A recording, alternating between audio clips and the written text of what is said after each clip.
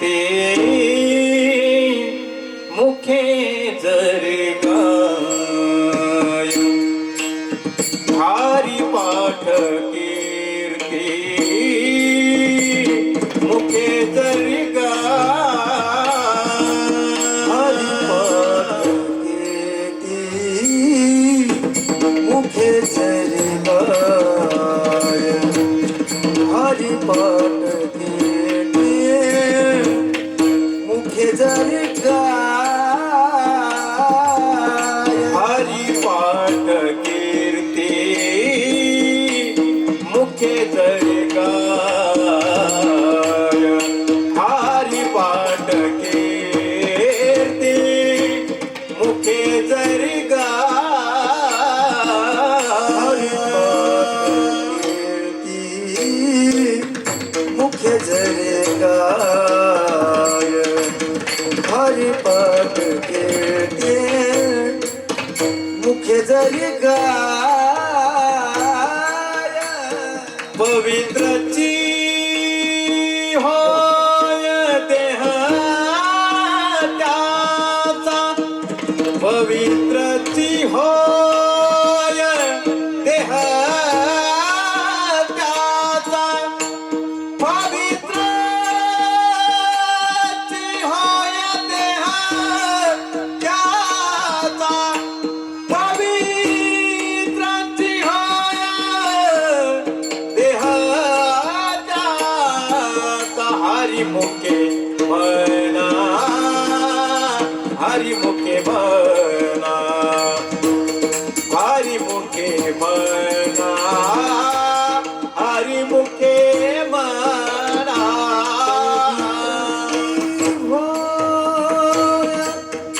देह त्याचा पवित्राती होय देह त्याचा पवित्राती होय देह त्याचा पवित्राती होय देह त्याचा हरी मुखे म्हणा हरी मुखे म्हणा हरी मुखे म्हणा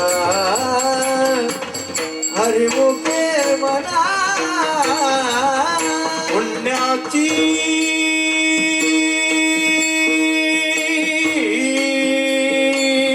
गणना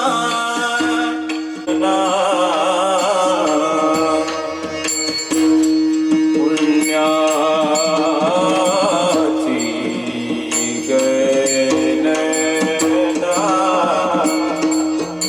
गणना गणना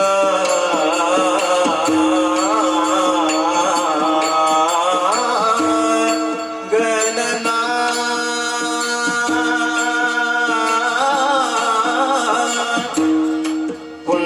पुण्याची गणना गणना ए गणना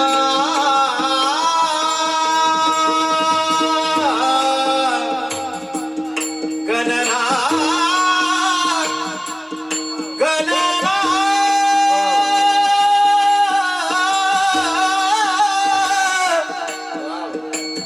ए पुण्या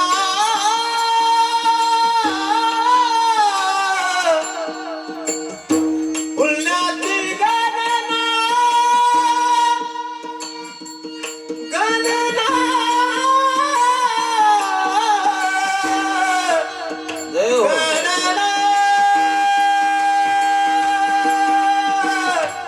गणना पुण्याची गणना कोण करी कोण करी कोण करी पुण्याची गणना कोण करी पुण्याची गणना पुण्याची गणना पुण्याची गणना पुण्याची गणना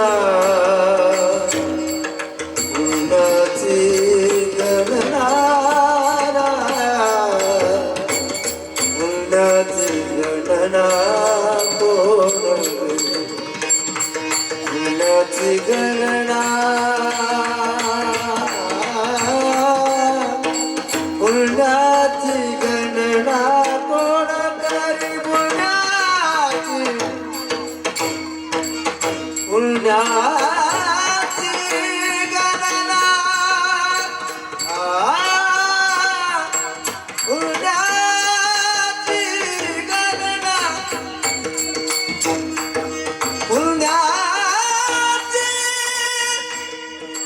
गणना कोण करी पुण्याची गणना कोण करी पुण्याची गणना पुण्याची गणना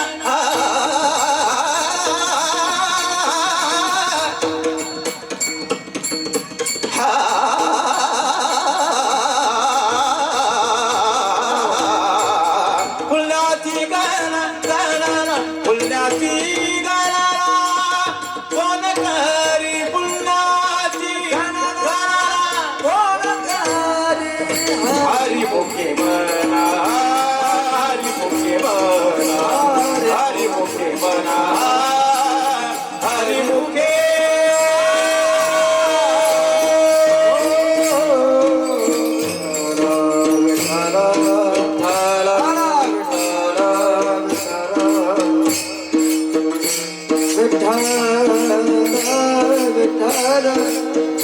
हर विठला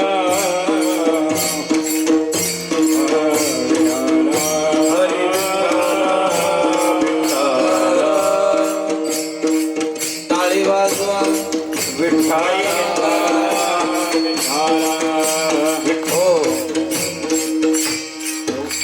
तेवढा एक टॉप आहे ना पलीकडचा थोडस इकडे घ्या आम्हाला रिटर्न आणि तुम्ही सर्वजण पुढे सर तोपर्यंत भजन चालू राहील सर्व पुढे पुरुष मंडळी बाबा ते सोंड पुसून पुढे या थोडस वा पाठीमागचं येणाऱ्या मंडळीला जागा लागेल ना नाहीतर ते पाठीमागून यायचे आणि तुमच्या पुढे बसायचे ठीक आहे दुसऱ्या सरकारमध्ये वशिला असेल पण माझ्या सरकारमध्ये वशिला नाही बरं सारखं पुढे जण सर्वजण सर्वांनी भजन करायचं विठ्ठल विठ्ठल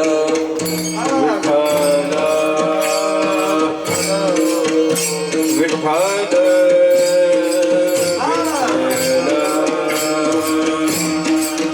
विठ्ठल हरी जय जय विठ्ठल विठ्ठल विठ्ठल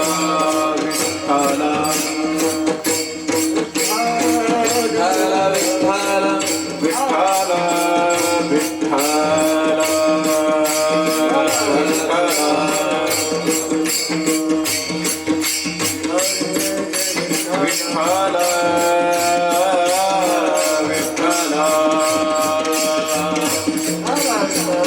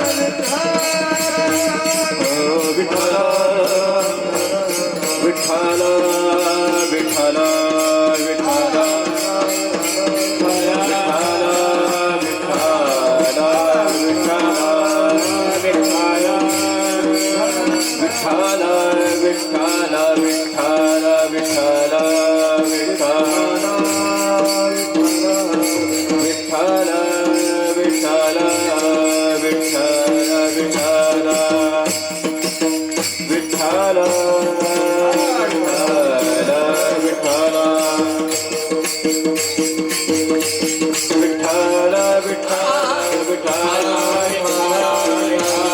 विठ्ठल विठ्ठल विठ्ठल विठ्ठल हरी विठ्ठल श्री ज्ञानदेव तुकाराम भगवान की माऊली ज्ञानेश्वर महाराज की जगद्गुरु महाराज की संत शिरोमणी सोपान काका महाराज महाराज की जय विठ्ठल विठ्ठल विठ्ठल विठ्ठल विठ्ठल विठ्ठल विठ्ठल कुंडली कवरदा हरी विठ्ठल श्री ज्ञानदेव हरिनाम भगवान की जय महाराज की जय महाराज की जय श्री एकनाथ समर्थ सद्गुरु किसनगिरी बाबा की जय हरिपनाथ भगवान की सद्गुरु महाराज छत्रपती शिवाजी महाराज की जय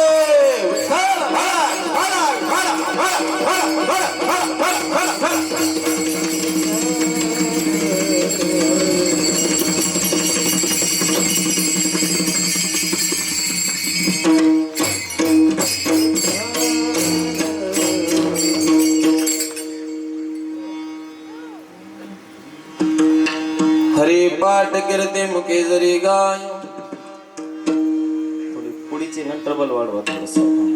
दोन्ही पण हरि पाठ कीर्ती मुखे जरी गाय पवित्रचे होय देह त्याचा हरि मुखे म्हणा हरि मुखे म्हणा पुण्याची गणना कोण करी तपे विना दैवत दिधल्या विना प्राप्त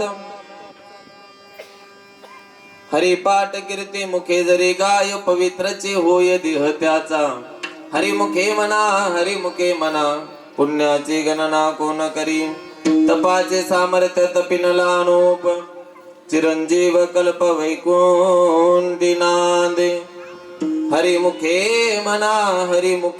म्हणा पुण्याची गणना कोण करी मातृ पितृ भ्राता सुगोत्र अपार चतुर्भुज नर भोनी ठेले हरिमुखे म्हणा पुण्याची गणना कोण करी ज्ञान गुड गम्य ज्ञान देवाला धले निवृत्तीने दिधले माझे हाती हरिमुखे म्हणा पुण्याची गणना कोण करी समचरण सरोजम सांद्र निलांबुदाभम जगननीत पाणिं मन्ननं मन्ननानां तरुण तुलसी माला कंधरं कंजनेत्रं सदय धवलहासं विठ्ठलं चिंतयामि पांडुरंगा करू प्रथम नमन पांडुरंगा करू प्रथम नमन पांडुरंगा करू प्रथम नमन पांडुरंगा करू प्रथम नमन पांडुरंगा करू प्रथम नमन पांडुरंगा करू प्रथम नमन पांडुरंगा करू प्रथम नमन पांडुरंगा करू प्रथम नमन दुसरे चलन संतातिया दुसरे चलन संतातिया हरी दुसरे त्यांच्या कृपादाने विस्तारू त्यांच्या कृपादाने कथे विस्तारू त्यांच्या कृपादाने कथे विस्तारू बाबा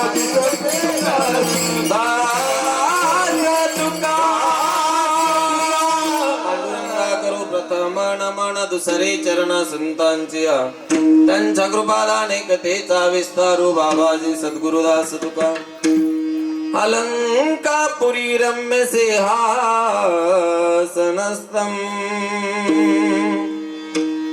पदाम्बुज तेजस्फुरति प्रदेशम् विधीन्द्रादिदेवे सदा स्तूयमानम्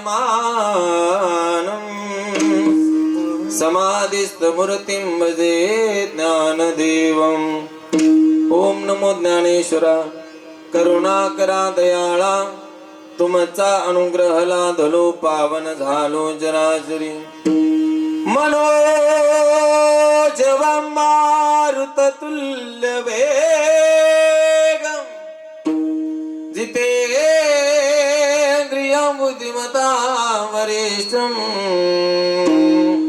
वातात्मजं वानरयूतमुख्यं श्रीरामदूतं शरणं प्रपद्ये कैलासराणा शिवचंद्रमौळी फणींद्रमाता मुकुटे झळाळी कारुण्य सिंधू भवदुःखहारी तुझा वीण शंभू मज कोण तारी भजे व्रजे कमंडनं समस्त पापकंडनं स्वभक्तचित्तरञ्जनं सदैव नन्दनन्दनम् सुपिच्छगुच्छमस्तकं सुनादवेणुहस्तकम्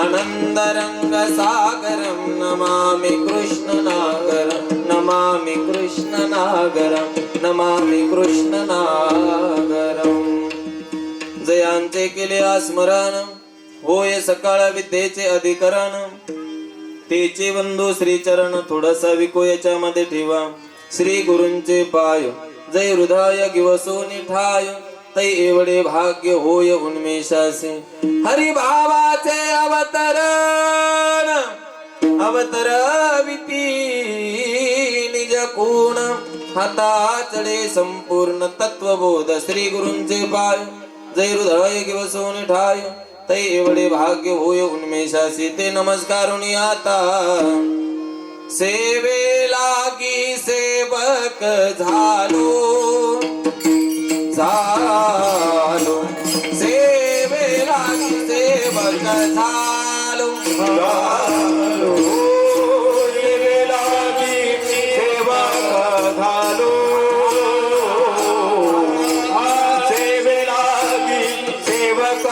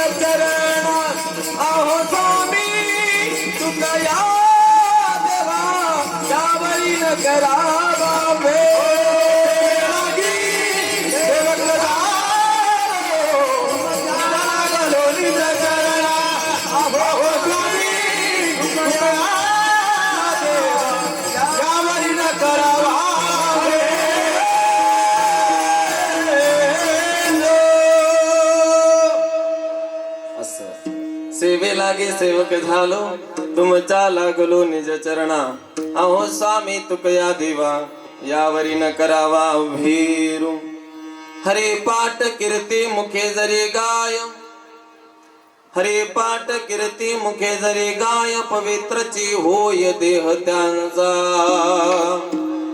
हरिमुखे म्हणा पुण्याची गणना कोण करी अलंकापुरीचे रम्य ते पद्मासन जवळून वाहणारी इंद्रायणी माता थोडासा विकुट ठेवा 3% 84 सिद्धांचा सिद्ध भेटी मेळा परम पावन पवित्र रम्य असणारी आळंदीतील श्री ज्ञानोबरांची समाधी आणि या समाधीतून निघणारा एक दिव्य किरण या सर्व साधकांच्या अंतकरणातील ठाव घेऊन निघतो. कारण या साधकाच्या अंतकरणामध्ये असणारे मल विक्षेप आणि आवरण हे तीनही दोष नाहीसे करून या सर्व साधकांचं अंतकरण भगवत कृपेला लायक बनवतंय. म्हणून सर्वांनी एकदा माऊलींच्या समाधीचं दर्शन करून इंद्रायणी मातेला स्पर्श करून ही सेवा सादर करायची. विठाला विठाला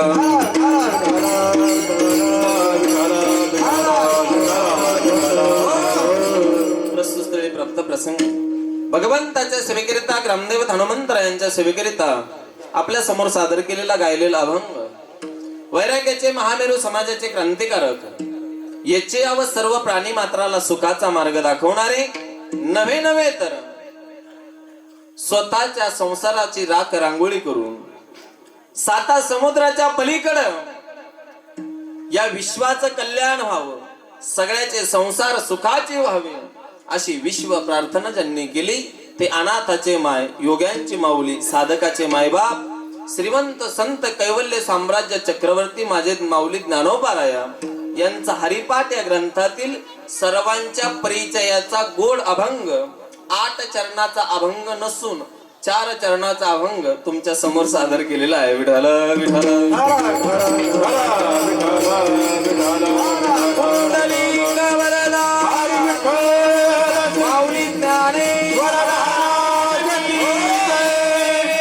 अभंग सर्वांच्या परिचयाचा सुंदर आहे गोड आहे नवे तर कीर्तन करता जी मंडळी उपस्थित आहे अभंग सर्वांच्या पाठांतरातला सुपरिचित म्हणण्यापेक्षा कारण कीर्तनात जो अभंग आज घेतला ना ज्याची हरिपाठाकडे पाठ आहे ज्याची भजनाकडे पाठ आहे किमान हा अभंग त्याच्या कानपाठ तरी आहे.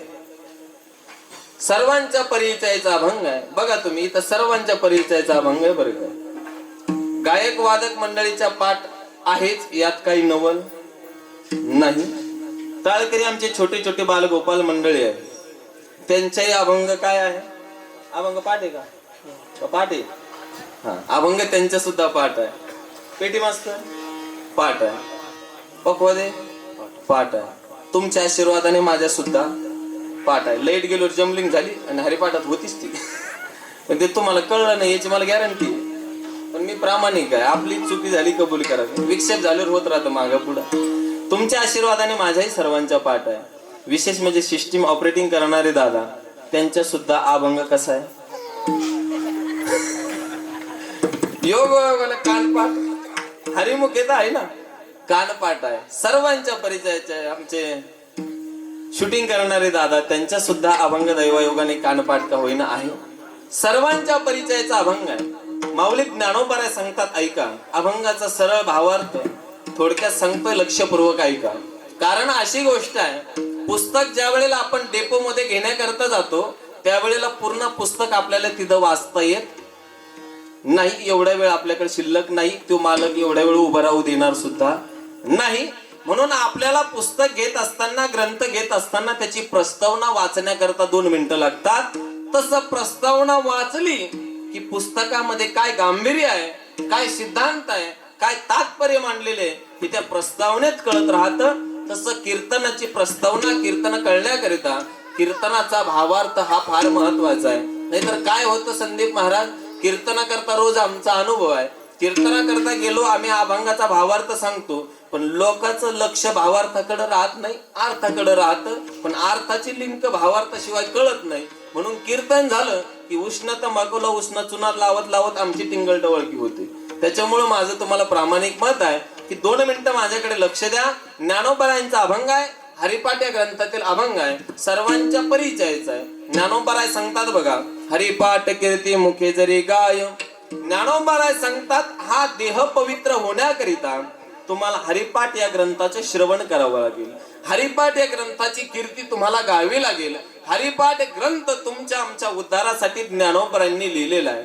सर्वसामान्य जनतेचा उद्धार व्हावा येतो हिताचा कळवळा. सर्वांच्या उद्धारासाठी ज्ञानोबारांनी जी काही ग्रंथ रचना केली, ज्ञान्यांकरता ज्ञानेश्वरी आहे, चांगदेवा करता चांगदेव 65 आहे, योग्या करता चांगदेव 65 आहे, असे अनेक ग्रंथ, अमृतानुभव, ज्ञानेश्वरी असे अनेक ग्रंथ माझ्या ज्ञानोबारांनी निर्माण केले. पण सर्वसामान्य जनतेचे काय आहे तर ज्ञानोबारांनी निवृत्तीनाथ दादा विचारतात, माऊली सर्वसामान्य जनतेचा सुद्धा उद्धार झाला पाहिजे, सर्वसामान्य जनता सुद्धा सुखरूपतेला प्राप्त झाली पाहिजे, याच्यासाठी तुम्ही काही निर्माण केलं पाहिजे. म्हणून ज्ञानोबारांनी हरिपाठ 27 ग्रंथाची निर्मिती केली. ज्ञानोबाराय म्हणतात बघा, हा देह तुमचा आमचा अपवित्र आहे, तो पवित्र होण्याकरिता हरिपाठ ग्रंथाची कीर्ती तुम्हाला गावी लागेल. त्यानंतर हा हरिपाठ तुमचा देह पवित्र करणार आहे.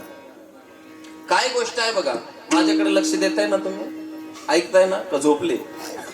ऐका, ज्ञानोबाराय सांगतात गड्या हो, ज्या आरतीत ज्ञानोबाराय म्हणतात की तुमचा देह पवित्र होईल, त्या आरतीत देह अपवित्र आहे. बरोबर आहे का नाही? पण व्यवहारात अशी गोष्ट आहे दादा की लोक स्वतःला जास्त हुशार समजतात, स्वतःला जास्त हुशार समजतात.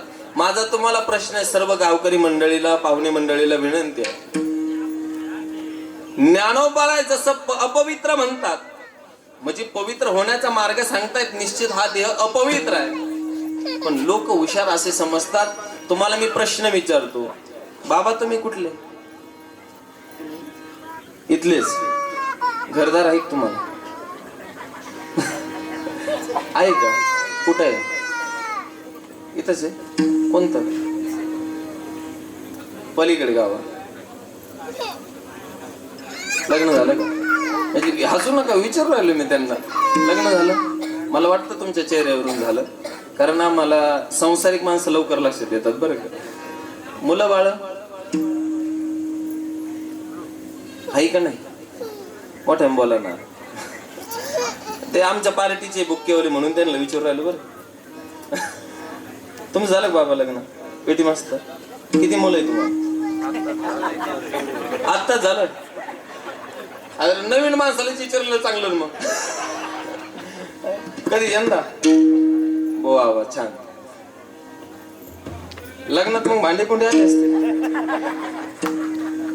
आहे का नाही? आले का? किती काय आले? राजाराणी कपाट, सॉकेस, बेड, शिलाई मशीन, हे सगळं आलं असं नाही का? बरं तुम्हाला माझा प्रश्न आहे, शेती किती तुम्हाला? 8 एकर. अर्धी देता का मला? 8 एकर. एकटेच एक तुम्ही? वडील, आई आहे, सर्व बहीण, हे सगळा हिशोब यांच्याकडे आहे. पण आता ऐका, तुमच्या घरात गिल्लास किती? ग्लास किती तुमच्या घरात सांगता येईल? नाही. आता तुमचं नवीन लग्न झालं तरी सांगता येईल. माणूस स्वतःला हुशार समजतो दादा. साधा हिशोब आहे, आपल्या घरात चमचे किती, आपल्या घरात वाटे किती, आपल्या घरात ग्लास किती, आपल्या घरात तांबे किती, हे माणसाला साधं सांगता येत नाही. मग ज्ञानोबारायवर विश्वास ठेवायला काय हरकत आहे? ज्या आरतीत ज्ञानोबाराय म्हणतात की तुमचा देह पवित्र होईल, त्या आरतीत देह मात्र अपवित्र आहे. स्थानात बीजात उपष्टंबात निश्चिंदात निधनादपि कायम मध्ये सोचत्वात पंडिता असोचम विदू. हा देह कायम तुम्हा आम्हाला पवित्र करावा लागतो.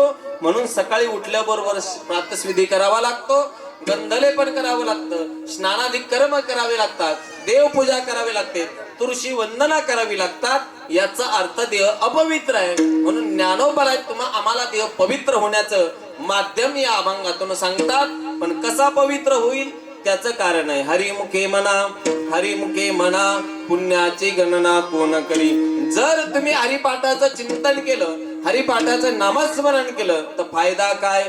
मातृपितृ भ्राता सोगत्र अपार चतुर्भुज नर होऊन ठेले यांना स्वर्गाचा मार्ग सुपर होईल. मग ज्ञानोबारायला विचारलं, हे तुम्हाला कोणी सांगायचं सांगितलं? ज्ञान गूढ गम्य ज्ञान देवाला धले निवृत्तीने दिदले माझ्या हाती, असा अभंगाचा साधा सोपा सरळ भावार्थ मी आपल्या समोर सांगण्याचा प्रयत्न केला. विठाला विठाला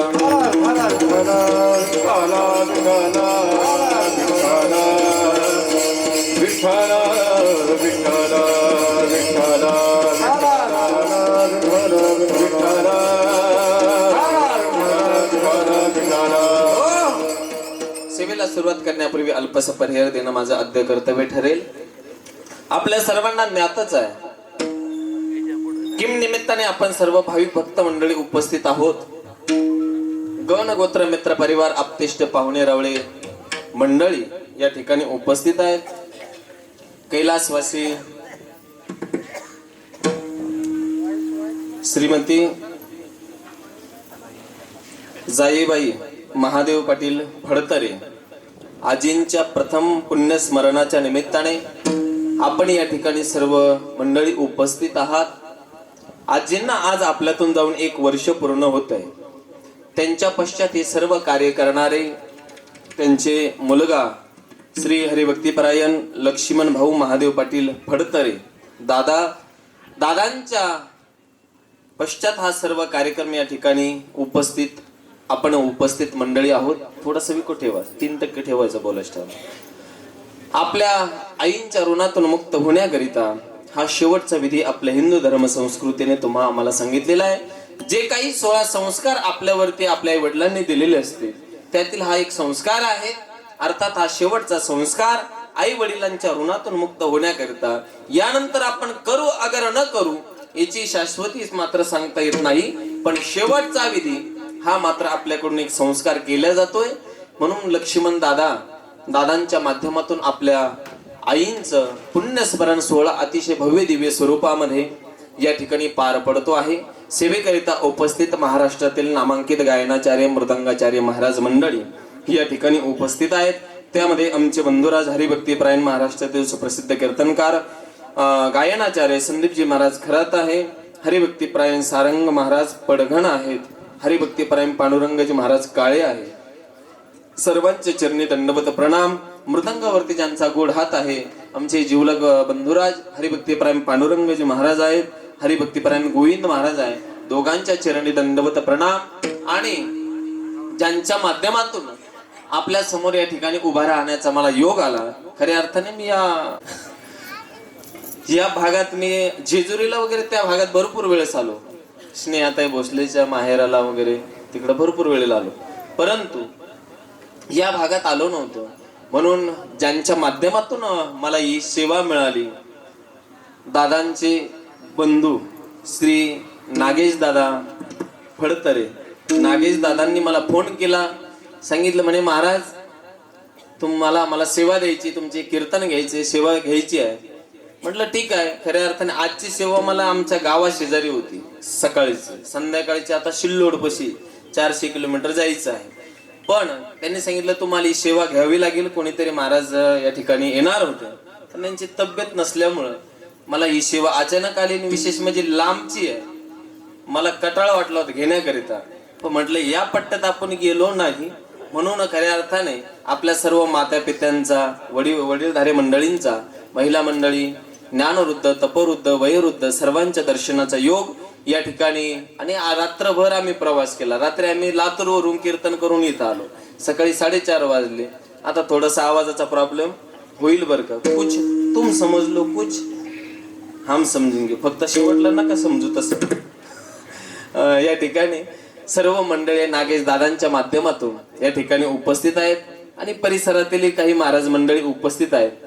हरिभक्तीपरायण त्यांचं आत्ताच आगमन झालं. श्री हरिभक्तीपरायण दिलीप महाराज कदम परिसरातलेच. वा, धन्यवाद महाराज. सुद्धा माझ्यासारख्या एका छोट्या कीर्तनकाराकरता ही सर्व वयस्कर मंडळी आहे बरं का. ज्ञानवृद्ध आहे, तपवृद्ध आहे. दिलीप महाराज आहेत हरिभक्तीपरायण. मस्कू महाराज हरिभक्तीपरायण. अविनाश महाराज, तुम्हाला पाहिलं राव मी अविनाश महाराज सोहळ्यामध्ये. हा, असं का? वा वा, धन्यवाद. अविनाश महाराज धन्यवाद तुम्हाला. पेटी मास्तर आहेत. विशाल महाराज आहे.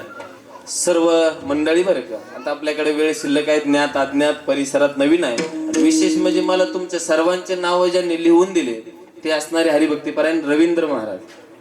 आता 2 रवींद्र महाराज आहे बरं का.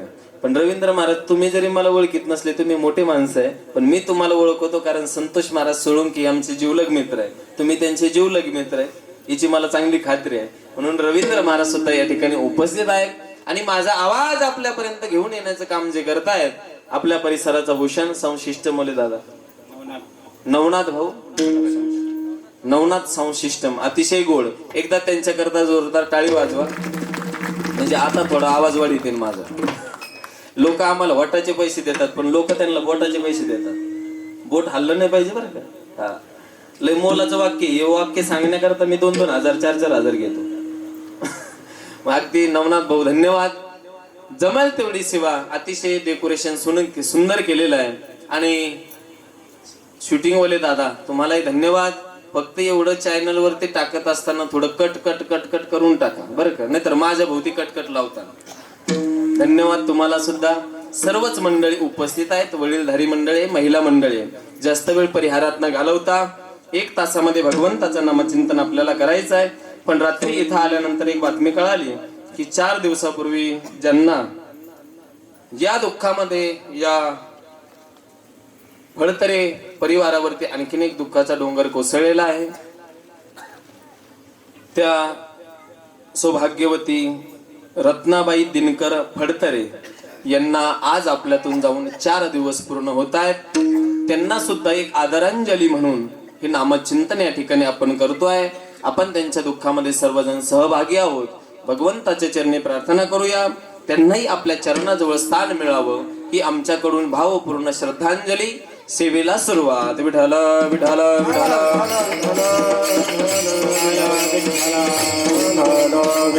पुंडलिका वरदा हरी विठ्ठल श्री ज्ञानदेव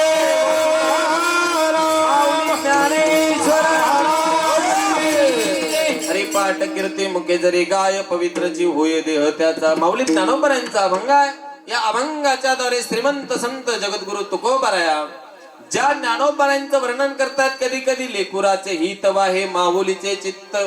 ज्या ज्ञानोबरांनी 7 समुद्राच्या पलीकडे विश्व प्रार्थना केली, काय दुरितांचे तिमिर जाव विश्व स्वधर्म सूर्य पाहो. जो जे वांचिल तो तेला प्राणी जात. ज्ञानोबराय सांगतात जे खळांची म्हणजे खळ लोक मरावे ही ज्ञानोबराय प्रार्थना करत नाही. खळ लोकाची प्रवृत्ती नष्ट व्हावी. कसे असतात खळ लोकाची प्रवृत्ती? ऐका सज्जन आहो, काही माणसाला काही काम नसतं पण तिथे गेले भांडणं लावल्याशिवाय राहत नसतं. एक माणूस रामभाऊ श्यामभाऊकडे गेला. श्यामभाऊकडे किराणा दुकान होतं, रामभाऊ रिकाम टोकळा होता. रामभाऊ श्यामभाऊकडे गेला पण गेल्याबरोबर दुकानात नाही गेला, त्याच्या दुकानाच्या समोर चक्रा घालीत होता. श्यामभाऊना सांगितलं, रामभाऊ कहून चक्रा घालता? त्याने सांगितलं, या मध्ये बसा. याला तेवढीच संधी लागत होती. हे गेलं, बसलं. बसल्यानंतर यानं काय केलं, महाराज चॉकलेटच्या भरणीचं झाकण उघड, त्या भरणीला लाव, त्या भरणीचं उघड, या भरणीला लाव. आदल बदल खदल बदल करावं लागला. आणि तेवढ्यामध्ये महाराज त्याला वाटलं आता काय करावं, म्हणून मांजर दिसली समोर रस्त्यावरून जाताना. यानं बिस्किटचा पुडा घेतला आणि त्या मांजरीला फेकला. त्या मांजरीने एक बिस्किटचा पुडा खाल्ला, पण ती मांजर 1,500 तिचं आपलं मला त्या बिस्किटचा पुडा तिला वाटलं एकूर आपलं पोट भागणार नाही. मग तिनं काय केलं, बिस्किटच्या पुड्याकडेच पाहिलं. कुठं? दुकानात.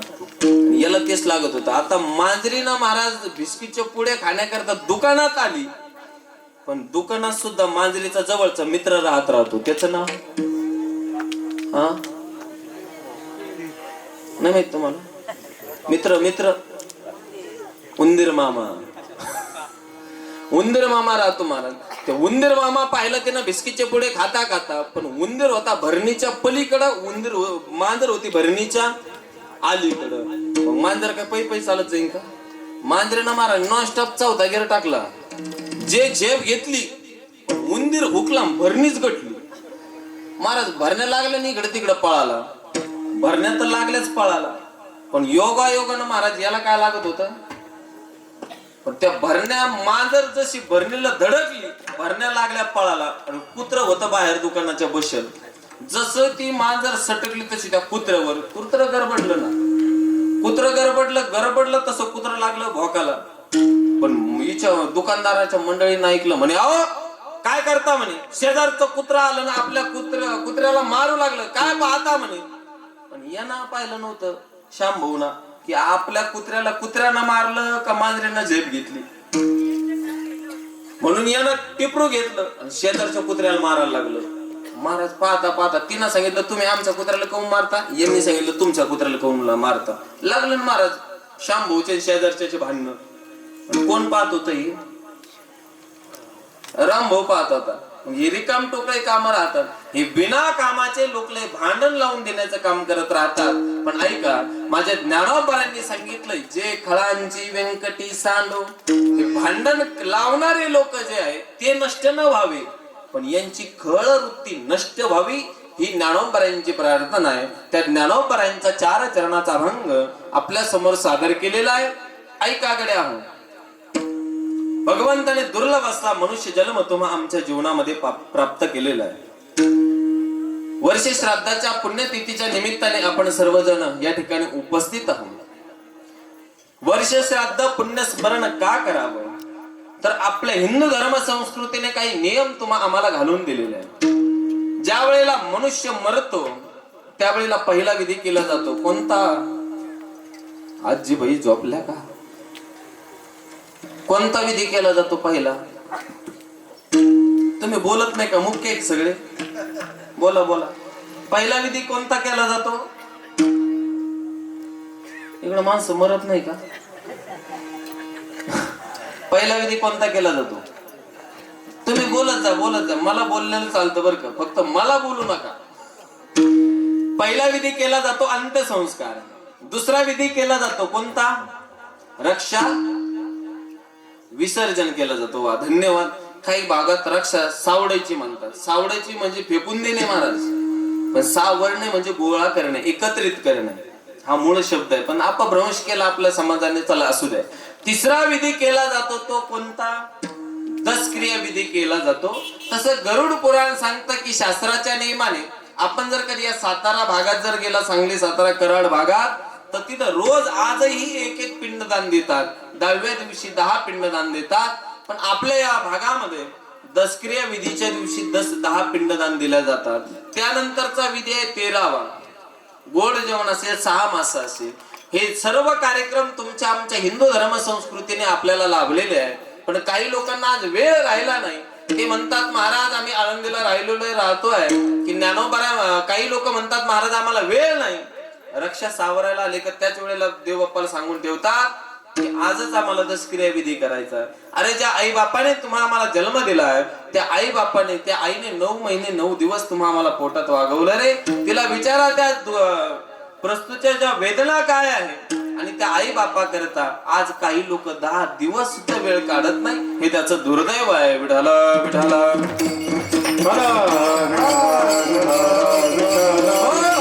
आणि हा दशक्रिया विधी झाला, 13वा झाला की देव बाप्पा आपल्याला दर महिन्याला एक मासिक श्राद्ध देत राहतात.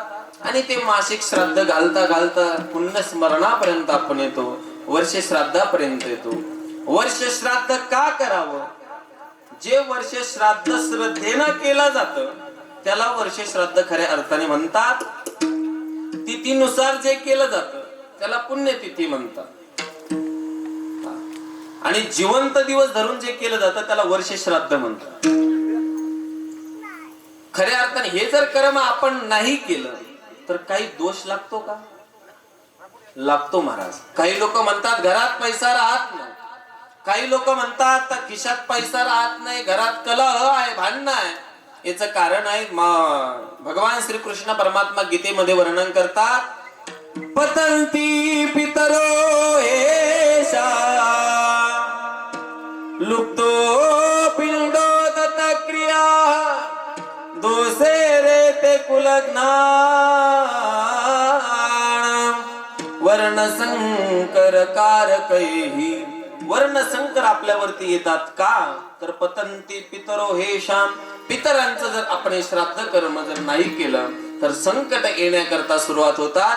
खऱ्या अर्थाने या नियमाला अनुसरून, हा सनातन हिंदू धर्म संस्कृतीला अनुसरून या फडतरे परिवाराने, दादांनी आपल्या आईच्या ऋणातून मुक्त होण्याकरिता हा भव्य दिव्य स्वरूपाचा कार्यक्रम आयोजित केलेला आहे. बघा, ज्याचा जन्म झाला त्या प्रत्येकाला मरायचा आहे. जो जन्माला आला त्याला मरायचं आहे. तुम्ही आम्ही अवताराला आलो का अवतावर आलो? जन्माला आलो तुम्ही आम्ही. ज्याचा जन्म झाला प्रत्येकाला मरायचा आहे. भगवान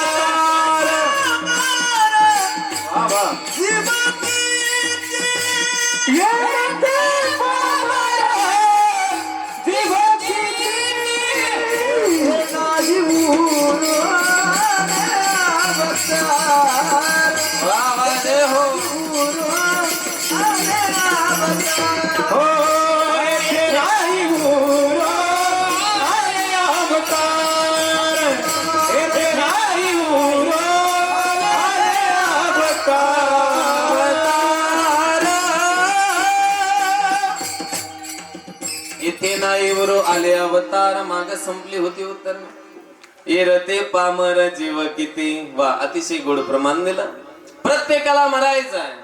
ज्या वेळेला भगवान श्रीकृष्ण परमात्मा अर्जुनाचा रथ दोन्ही सैन्याच्या मध्ये नेत आहेत त्यावेळेला भगवान अर्जुन म्हणतोय भगवंताला, देवा मी यांच्या बरोबर युद्ध करणार नाही. का करणार नाही? कारण ही सर्व माझे नातलग मंडळी आहे, ही सर्व माझी गुरुजन मंडळी आहे, ही सर्व माझी आत्या आहे, कोणी मामा आहे, कोणी काका आहे, कोणी बंधू आहे, कोणी सखे सोयरे आहे, ही सर्व माझेच आहे. पण मी यांच्या बरोबर युद्ध करणार नाही. त्यावेळेला भगवान परमात्मा म्हणतात, अरे अर्जुना, तू यांच्या बरोबर युद्ध केल्यानेच हे मरतील. असा जर तुझ्या मनात भ्रम असेल तर हा भ्रम नाहीसा करावा लागणार आहे.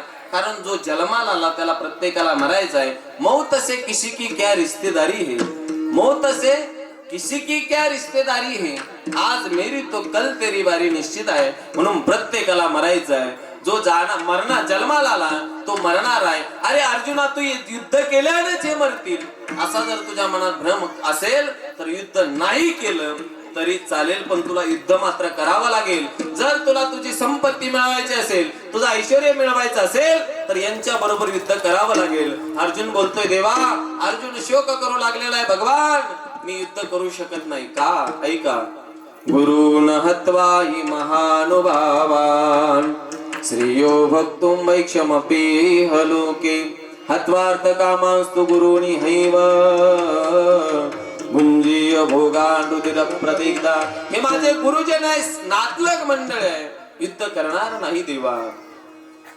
पण भगवान बोलतात, अर्जुना सगळे मरणार आहे बर का. तुझ्याच धनुष्याला बाण लावला त्या बाणाने त्यांचा मृत्यू होईल असं मात्र कदापि नाहीये. प्रत्येक जण मरणार आहे. महाराजांनी गोड प्रमाण दिलं. इथे नाही उरू आले अवतार, एरते पामर जीव किती. प्रत्येकाला मरायचं आहे. म्हणून मेल्याच्या नंतर जे सनातन हिंदू धर्म संस्कृतीचे नियम आहे ते नियम आहे, अग्निविधी आहे, रक्षा सावरण आहे, दशक्रिया आहे, 13 आहे. आणि हे सगळे कर्म तुम्ही आम्हीच करतो, यात नवल नाही गड्या हो. तर हे देवाधिक देवाने कर्म केलेलं आहे. आम्ही ज्यांच्या गावाला राहतो, ज्यांच्या ठिकाणी आमचा निवास आहे, ते शांती ब्रह्मश्री नाथ महाराजांनी सुद्धा हे श्राद्ध कर्म केलेलं आहे. ज्या वेळेला नाथ महाराजांच्या घरी आखेतीच्या वेळेला पितर भोजन होतं, सर्व ब्राह्मण मंडळींना आमंत्रित माझ्या नाथरायांनी केलेलं होतं. सर्वांना आमंत्रण दिलेलं होतं की बाबा दुपारी 12 वाजता तुम्ही सर्वांच्या भोजनाकरता यायचंय.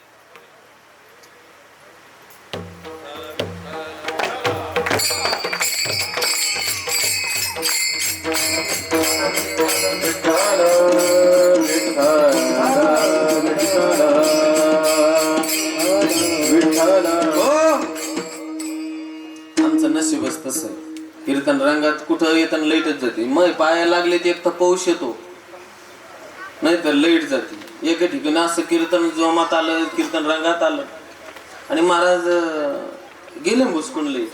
त्यांना म्हणलं नवनाथ भाऊ जाऊन पहा बरं. ते महाराज सिंगल फ्यूज आहे 2 मिनिटात ती डबल एकदा गेली बाबा, तुमची शपथ बाबा डबल एकदा गेली. त्यांना म्हणलं का हो सिंगल फ्यूज का तीनदा लाईट जाते. त्यांना म्हणलं जाऊन तर पहा. ती डबल जाऊन पाहिलं. त्यांनी सांगितलं महाराज काही प्रॉब्लेम नाही, 2 मिनिटात लाईट येईल. पाहता पाहता अविनाश महाराज तिसऱ्यांदा लाईट गेली. म्हणलं नवनाथ भाऊ तुम्ही आता जाऊनच पहा काय झालं.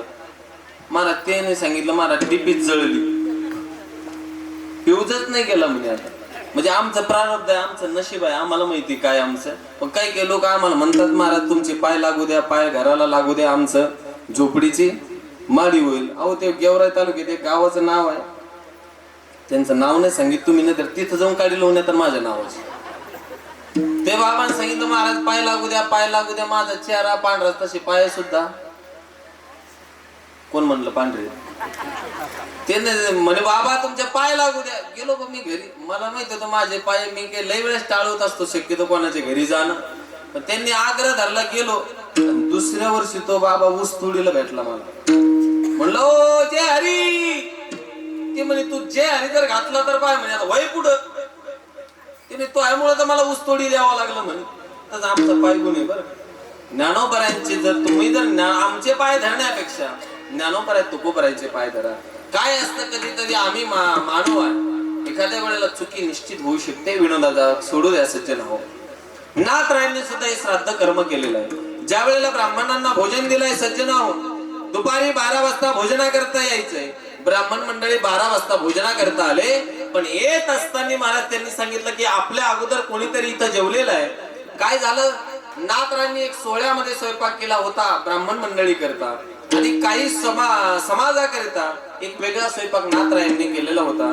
कार समाजाचे लोक छोटे छोटे पोरं तिथून चाललेले होते. आजही जर आपण कधी पैठणला आलात तर पैठणला एक बाहेरचं समाधीचं नाथ मंदिर आहे, आणि नाथराय जिथं राहत होते तो मोठा वाडा आहे. पांडुरंग परमात्मा श्रीखंडाच्या रूपामध्ये जिथं पाणी वाहिलं तो वाडा म्हणजे आतलं नाथ मंदिर. बाहेरचं नाथ मंदिर, आतलं नाथ मंदिर असे 2 मंदिर म्हणतात. तिथं त्या ठिकाणी त्या ब्राह्मण मंडळींना पाहिलं की कोणीतरी जेवलेलं आहे. कार समाजाचे छोटे छोटे मुलं चालले होते. त्यांनी सांगितलं आई आपल्या नाथ बाबांच्या वाड्यातून किती सुंदर स्वयंपाकाचा सुगंध येतोय. पण हा आवाज ऐकला नाथरायांनी. नाथ महाराज विचार करतात, कारण ताणलिया तानाचे पियावे, भुकलिया भुकेची खावी, अहोरात्र व्हावे वा बारा. कोमल अंतकरणाचे साधू असतात. नाथराय विचार करतात अरे त्या बालकाला भूक लागलेली आहे. नाथ महाराज खाली आले विचारलं अरे बालका भूक लागली. हो म्हणे बाबा मला भूक लागली. चला म्हणे तुम्हाला जेव घालतो. पण कोणाच्या अगोदर, ब्राह्मणांच्या अगोदर महाराज नाथराय त्यांना वाढवतात. काय भाग्यवान असेल. कार समाजाचा आहे पण काय भाग्यवान, भाग्य लागतं महाराज. संतांनी आपल्याला चरण स्पर्श करावा, संतांनी आपल्याकडे दृष्टिक्षेप टाकावा, याच्याकरता खरंच भाग्यवान लागतं महाराज. संदीप महाराज, अविनाश महाराज, आपण भाग्यवान मंडळी आहे की ज्ञानोबरांच्या कुशीमध्ये आपल्याला राहायला भेटलंय. आमच्याकडे काही नव्हतं गड्या हो, पण त्या ज्ञानोबरांच्या समाधीला आम्ही सकाळ संध्याकाळ 2 टाइम डोकं टेकवलं. 4-4, 5-5 वर्ष त्या ज्ञानोबरांनी आम्हाला काय दिलंय हे आम्ही रोज अनुभवतो. एके टायमाला दिवसाला आम्हाला 1 वडापाववरतीच राहावं लागलं. रवींद्र महाराज, एका दिवसाला आम्हाला 1 वडापाववरती दिवस काढावे लागले. पण आज असं असतं महाराज या ताटावरून उठत नाही तो दुसऱ्या तारखेवाल्याचा फोन राहतो, महाराज उद्या जेवायला काय करू. त्यावेळेला असं वाटतं महाराज की एका वडापाव साठी आम्ही तरसलो, पण आज ज्ञानोबा आम्हाला काय देत नाही तो. म्हणून तर म्हटलं जातं अनाथाची माय योग्यांची माऊली, साधकाचे मायबाप, कैवल्य साम्राज्य चक्रवर्ती माऊली ज्ञानोबा. ज्ञानोबांनी खूप दिलं गड्या हो. जसे कोमल अंतकरणाचे साधू असतात. नाथराय त्यांना वाढवतात. भाग्य आहे. तृप्तीचा ढेकर दिला त्या कार समाजाच्या पोरांनी, आणि नाथ महाराज त्यांना निरोप देतात. पोरं निघून जात आहेत. पत्तरवाडी दरवाजाच्या बाहेर टाकल्या जाते. पण ब्राह्मण मंडळी हुशार असतात. ब्राह्मण मंडळींना तर्क लावला, यत्र यत्र धुमा तत्र तत्र वन्नी. ज्या ज्या ठिकाणी धूर दिसते त्या त्या ठिकाणी खाली आग लागलेली आहे. हा जसा तर्क आहे तसं यत्र यत्र पत्रवाळी तत्र तत्र भोजन असते. त्यांनी तर्क लावला इथं पत्करवाळी पडली याचा अर्थ इथं भोजन करून कोणीतरी गेलेलं आहे. काळी 2 काळी 4चा आवाजाने त्यांनी नाथ रायला आवाज दिला, नाथ महाराज कोण जेवलाय आमच्या अगोदर? आमचा भोजनाचा मान तुम्ही कार समाजाच्या लोकांना दिला, हे मात्र जमणार नाही, आम्हाला तुमचं भोजन करायचं नाही. नाथ राय त्यांच्या पाया पडताय, अहो तुम्ही भोजन केल्याशिवाय जाऊ नका. तुमच्या करता मी पहाटे 3 वाजता उठून सोहळ्यामध्ये स्वयंपाक केलेला आहे, पण काही समाजाला, काही पब्लिकाला, काही भाविक भक्तांना वेगळा स्वयंपाक केलेला आहे, तुमचा स्वयंपाक वेगळा आहे. असा अवमान अन्नाचा करू नका हो, भोजन करून जा, तेव्हा आमच्या पितरांना तृप्ती होईल. ब्राह्मण मंडळी महाराज राग द्वेष करून नाथरायांना नको ते बोलून निघून गेले. पण श्रीखंडा चंदन उगळून करी व श्री गंगा तिरी धूत असे. पांडुरंगा परमात्मा श्रीखंडाच्या रूपामध्ये नाथरायाच्या पाठीमागे होता. त्यांनी सांगितलं, बाबा हे जर जेवणा करता येत नसेल तर यांचे पूर्वज आपण जेवणा करता बोलू या म्हणे, हातामध्ये पाणी. महाराज पांडुरंग परमात्म्याने हातामध्ये पाणी टाकलंय आणि सांगितलं शिंपडा चहूबाजूला. नाथरायाने चहूबाजूला पाणी शिंपाडलं आणि पाहता काय जे ब्राह्मण मंडळी भोजना करता आले होते न जेवता निघून गेले, त्यांचे पूर्वज जेवायला आले. मग ते खिडकी वाट पाहू लागले, यांचा आवाज ऐकला ना, वदनी कवळ घेता नाम घ्या श्री हरीचे, सजवन होते नाम घेता तुकाचे. हा आवाज ऐकला पुंडलिका, वरदेव हरी विठ्ठला गजर ऐकला. त्यांनी सांगितलं, आपण तर न जेवता आलो, जेवणा करता कोण बसलाय? मग खिडकी वाट डोकून पाहू लागले. हे म्हणतो माझा आजोबा आहे, कोणी म्हणतं माझे पंजोबा आहे, कोणी म्हणतं माझे वडील आहे. हा चमत्कार कसा आहे? सांगण्याचं तात्पर्य एवढंच आहे की नाथ महाराजांनी सुद्धा पुण्य स्मरणाचा विधी, श्राद्ध विधी केलेला आहे. एवढंच नाही तर चला रामायणामध्ये ज्या वेळेला रामचंद्र प्रभू वनवासाला होते, दशरथ राजा कधी वारले? राम प्रभू आमच्या गावाला आले तेव्हा. कधी?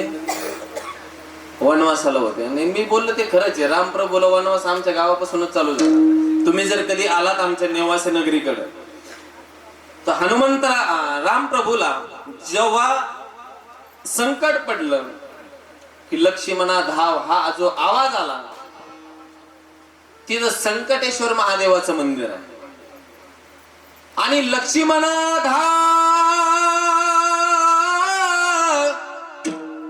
हा जो आवाज आला, हा आवाज लक्ष्मणाला जिथं आला तिथं कानगाव म्हणून गाव आहे.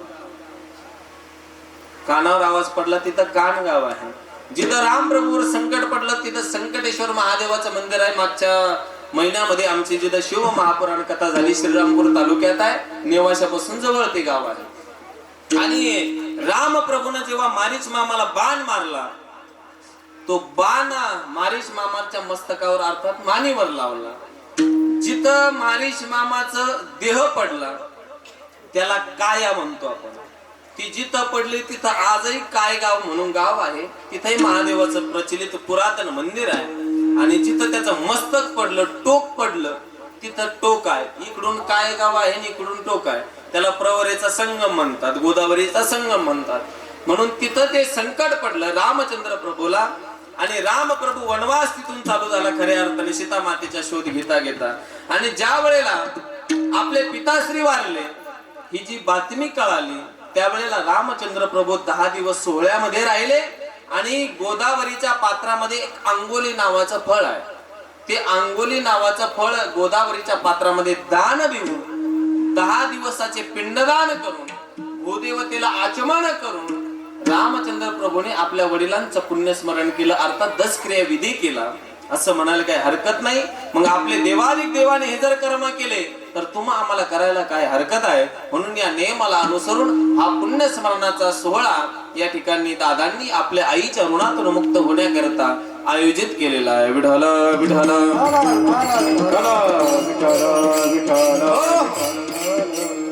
आता 1 तासभर आपल्याला भगवंताचं चिंतन करायचंय. भगवंताने दुर्लभ असणारा मनुष्य जन्म तुमच्या आमच्या पदरामध्ये टाकलेला आहे गड्या. कारण हा मनुष्य जन्म सहजासहजी भेटत नाही. जीवनामध्ये काही गोष्टी अति महत्वाच्या आहे पण त्या बहुधा दुर्लभ आहे. ज्या गोष्टी जीवनामध्ये अत्यंत महत्वाच्या आहे त्या बहुधा दुर्लभ आहे. काही काही लोकांकडे विद्वत्ता असते, काही काही लोकांकडे भरपूर अशा प्रकारचं ज्ञान असतं. पण प्रसिद्धी मात्र नसती. आज प्रत्येकाला वाटतंय की माझी प्रसिद्धी व्हावी, माझी प्रसिद्धी व्हावी, माझी प्रसिद्धी व्हावी, जगताने मला मानावं, हा जी प्रत्येकाला आस्था लागलेली आहे. पण याचं कारण आहे गड्या हो, एखाद्याला जर वाटत असेल की माझी प्रसिद्धी व्हावी, पण प्रसिद्धी करता शास्त्रकाराने एक उपाय सांगितलेला आहे. ऐका बरं का, शास्त्रकाराने एक उपाय सांगितला. जगाने जर तुम्हाला स्वीकारावं असं वाटत असेल तर सिंहाच्या नाकातला केस तुमच्या जवळ असणं फार महत्वाचं. पण तो बहुधा दुर्लभ आहे. एखाद्याला जर म्हणला हो भाऊ सिंहाच्या नाकातला केस जाऊन आणा, तो केस घेऊन वापस येईल, काही गेलेली केस वापस येणार नाही. अरे वा क्या बात. गेले म्हणजे गेलेली केस म्हणजे मी नाही म्हणलो बरं की म्हणले गेलेली केस म्हणजे पाठवलेला माणूस वापस येणार नाही. जसं सिंहाच्या नाकातला केस प्रसिद्धीसाठी अति महत्वाचा आहे पण बहुधा दुर्लभ आहे. श्रीमंत होण्यासाठी परिस भेटणं महत्वाचं आहे पण बहुधा दुर्लभ आहे. तसं मनुष्य जन्म तुम्हा आम्हाला अत्यंत महत्वाचा आहे पण तो बहुधा दुर्लभ आहे. देह दुर्लभ जाना, नर देह दुर्लभ जाना, वर्षाची जाणारा, वर्षाची जाणारा, मध्ये दुःख यातना, त्यामध्ये दुःख यातना, आठवा मधुसूदना, तुम्ही आठवा मधुसूदना, तुम्ही वासुदेव वासुदेव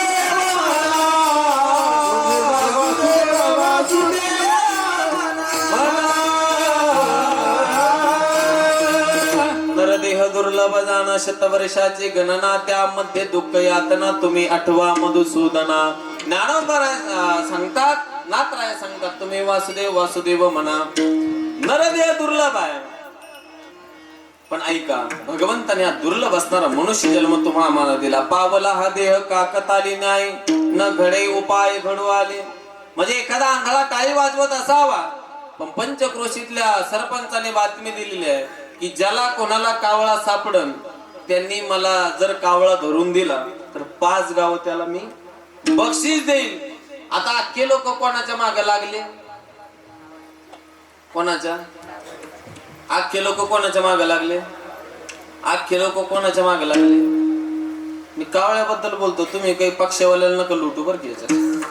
अख्खे लोक कावळ्याच्या मागे लागले गड्या हो. पण मग आंधळ्याला काही घेणं देणं. पण आंधळा आपलं टाळी वाजवत बसलं होतं, विचारायला वाटलं आपल्यापाशी कोणी आहे ना म्हणून ते हरे राम करीत बसला.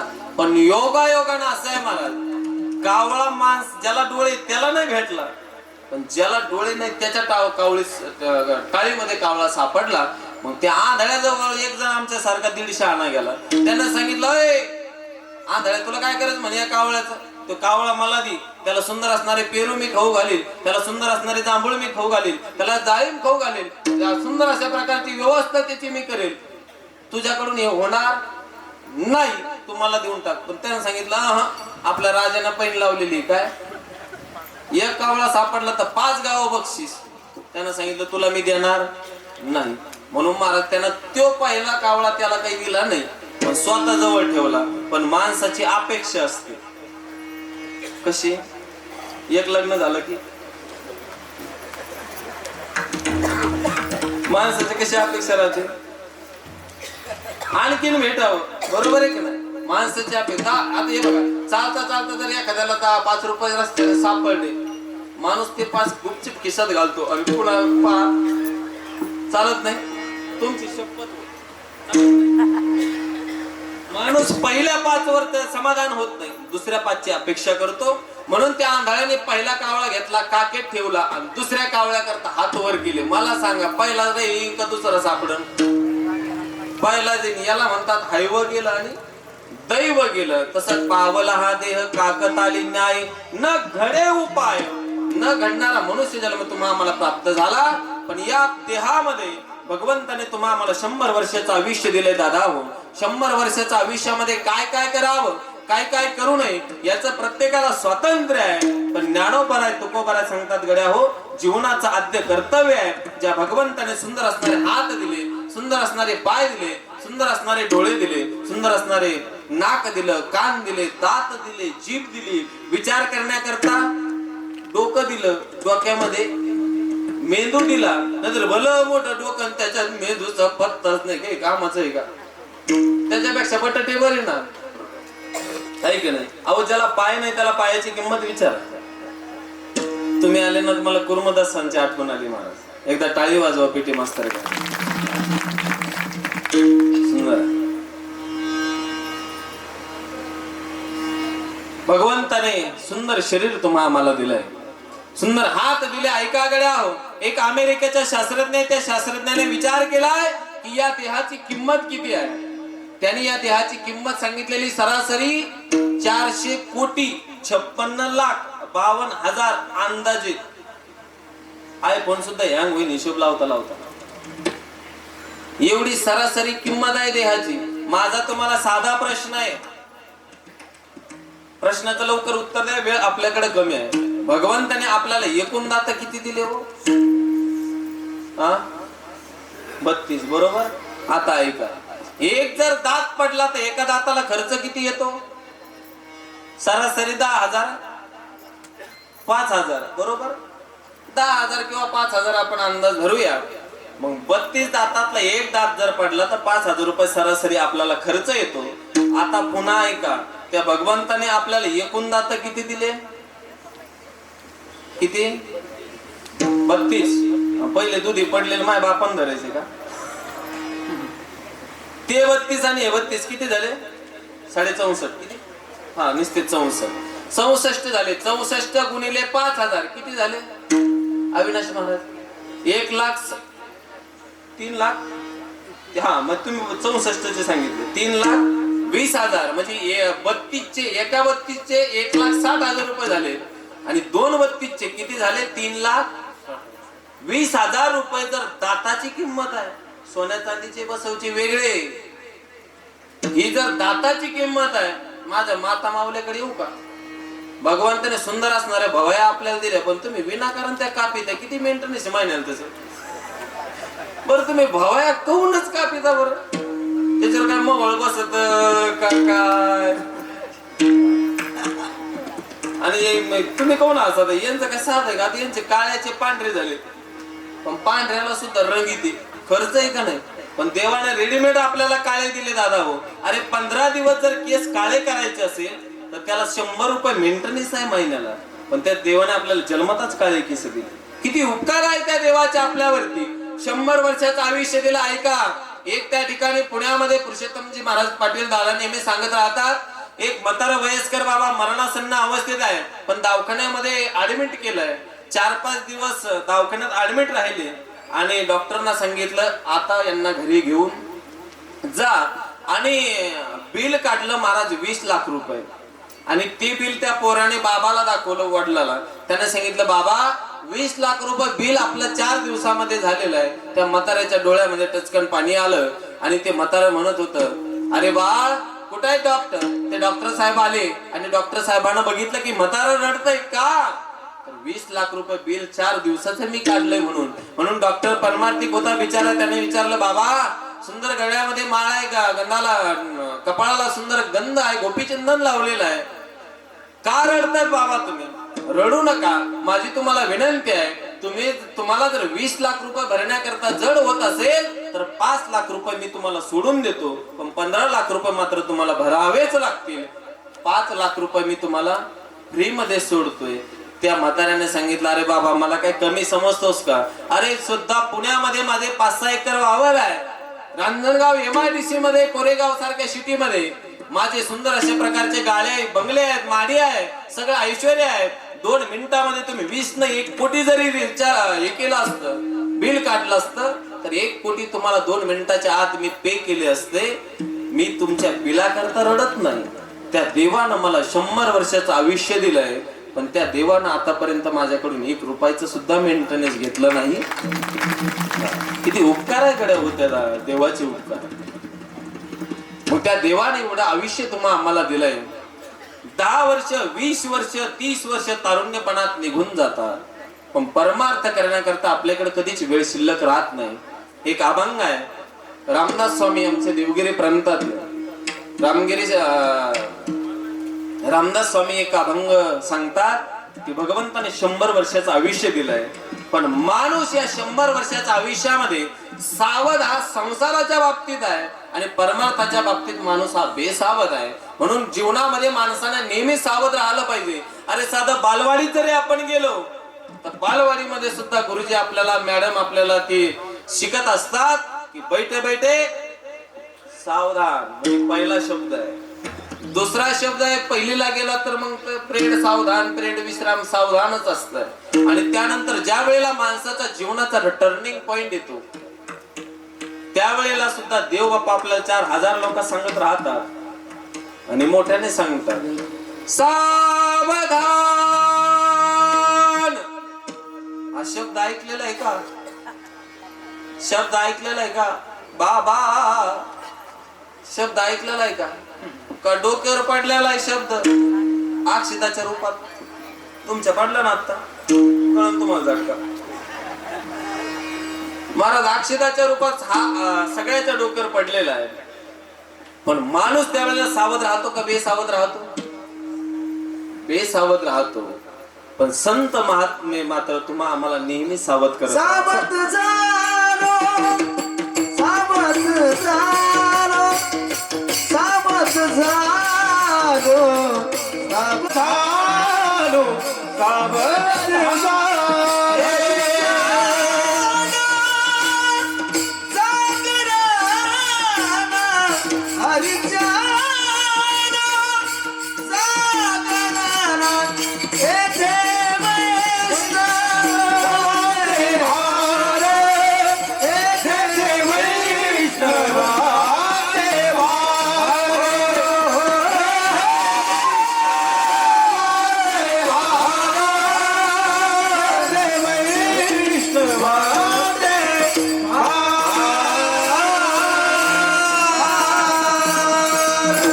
सावध झालो.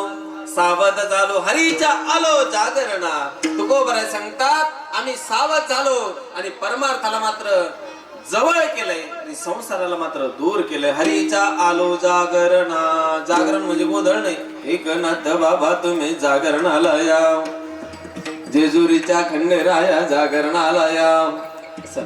जागरण म्हणजे भगवंताचा हरिनामाचा गजर आहे.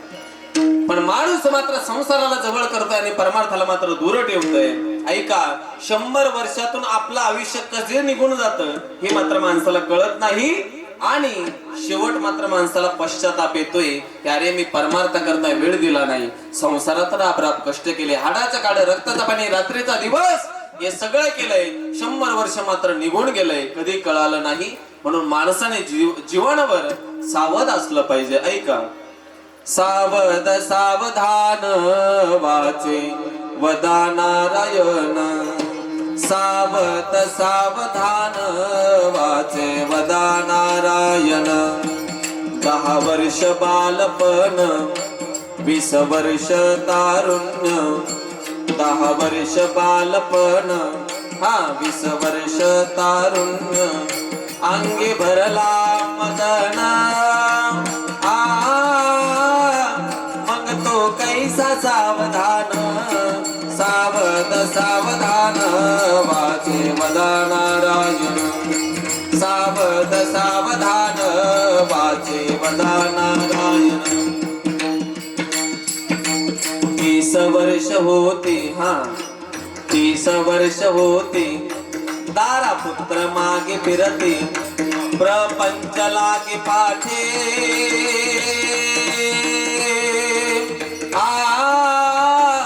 मग तो कैसा परमार्थी.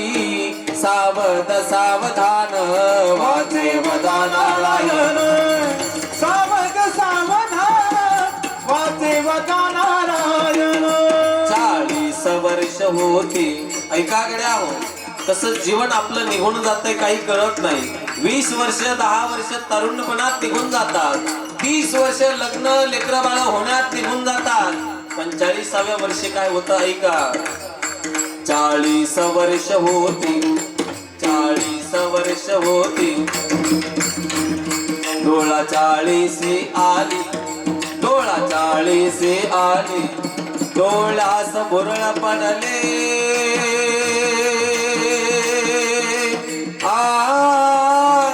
कैसे दूर आणि जवळी सावध सावधान वाचे वदा नारायण सावध सावधान वाचे वदा नारायण 50 वर्ष होते 50 वर्ष होते हलती दातांच्या पंगती हलती दातांच्या पंगती श्याम केश शुभ्र होते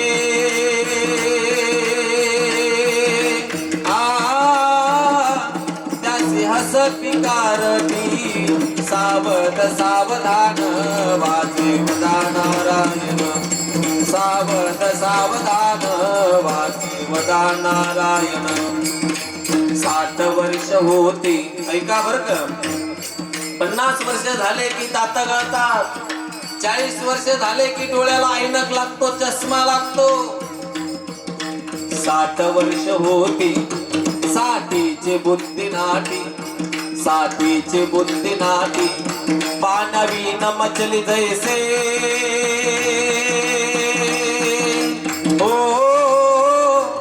मग तो कैसा परमार्थी सावध सावधान वाचे वदा नारायण सावध सावधान वाचे वदा नारायण 70ची झाली रचना 70ची झाली रचना बसल्याने उठवेना उठल्याने चालवेना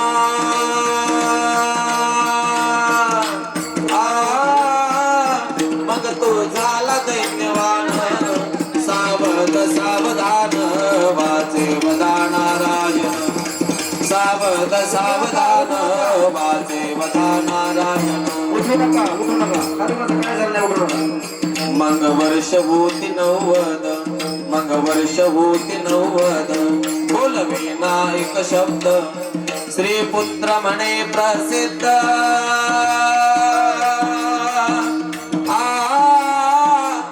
आता थोडा संबंध सावध सावधान वाचे वदा नारायण सावध सावधान वाचे वदा नारायण वाचे वदा नारायण विठ्ठल विठ्ठल विठोबार कुमार हरी जय जय हरी जय जय हरी जय जय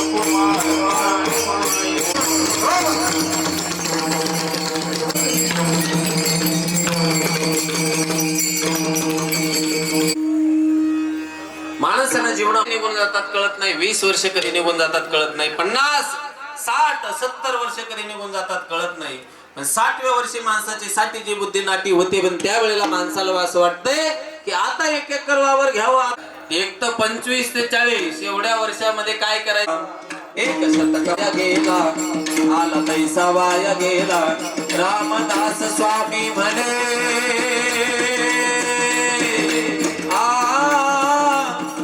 सावध झाला सावध सावधान वाचे वदा नारायण सावध सावधान वाचे वदा नारायण वाचे वदा नारायण वाचे वदा नारायण आणि संदीप महाराज एवढं सांगून जर माणूस सावध होत नसेल तर काय ऐका हे जग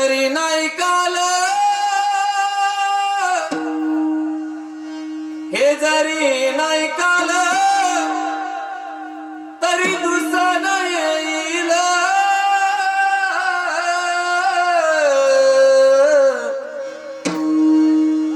सरस सेवाती बा काळ बांधून नेईल.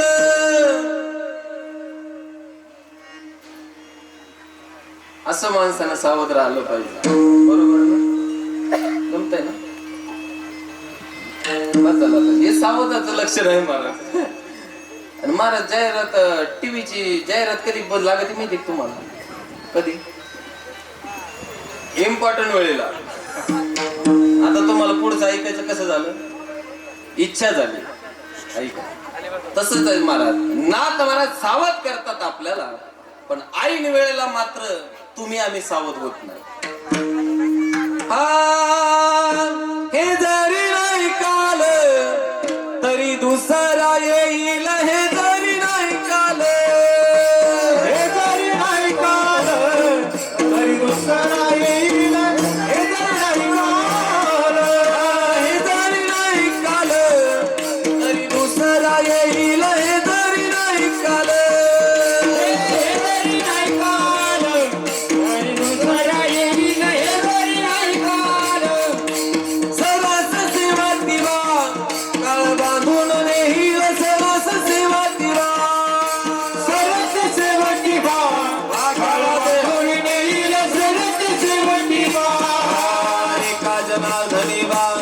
म्हणजे काय वाजाईल. आमचे काय वाजाईल. काजना धनीवा आमचे काय वाजाईल. आमचे काय वाजाईल. काय वाजाईल. आमचे काय वाजाईल. आमचे काय वाजाईल. काय वाजाईल.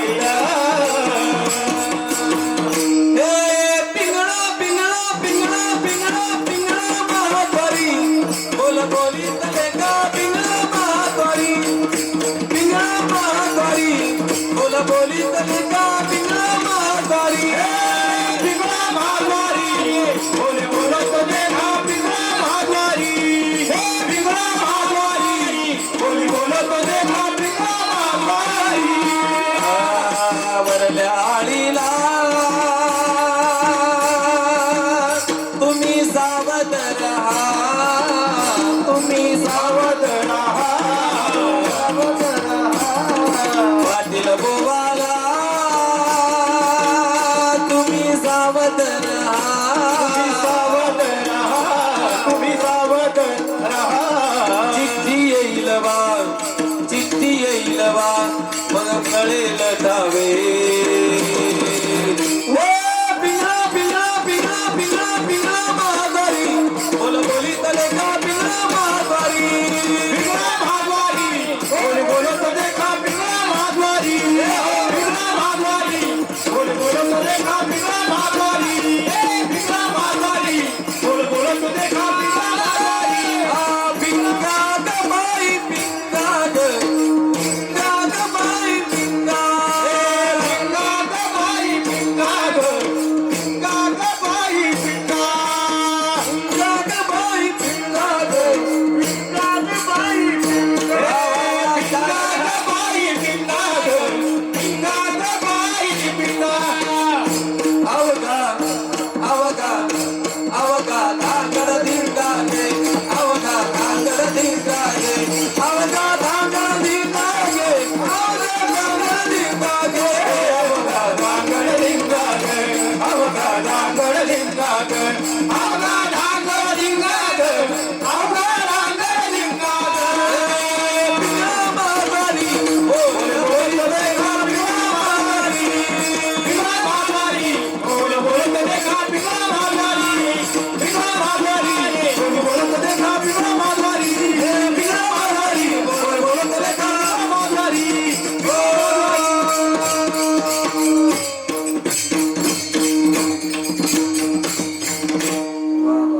एकदा टाळी तर वाजवायला लेकरासाठी. पटलं तर टाळ्या वाजवा बरं का. नाही पटलं तर वाजवू नका.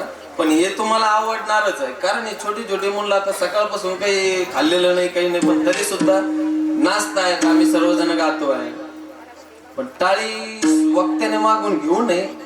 पण श्रोते जर टाळी वाजायला नक्की असतील तर श्रोत्यांना सुद्धा वक्त्यांना सुद्धा नट्ट राहून मागून घ्यायला, ऐक नाही. पण टाळी वाजवायला यांच्यासाठी. टाळी कशी वाजवायची?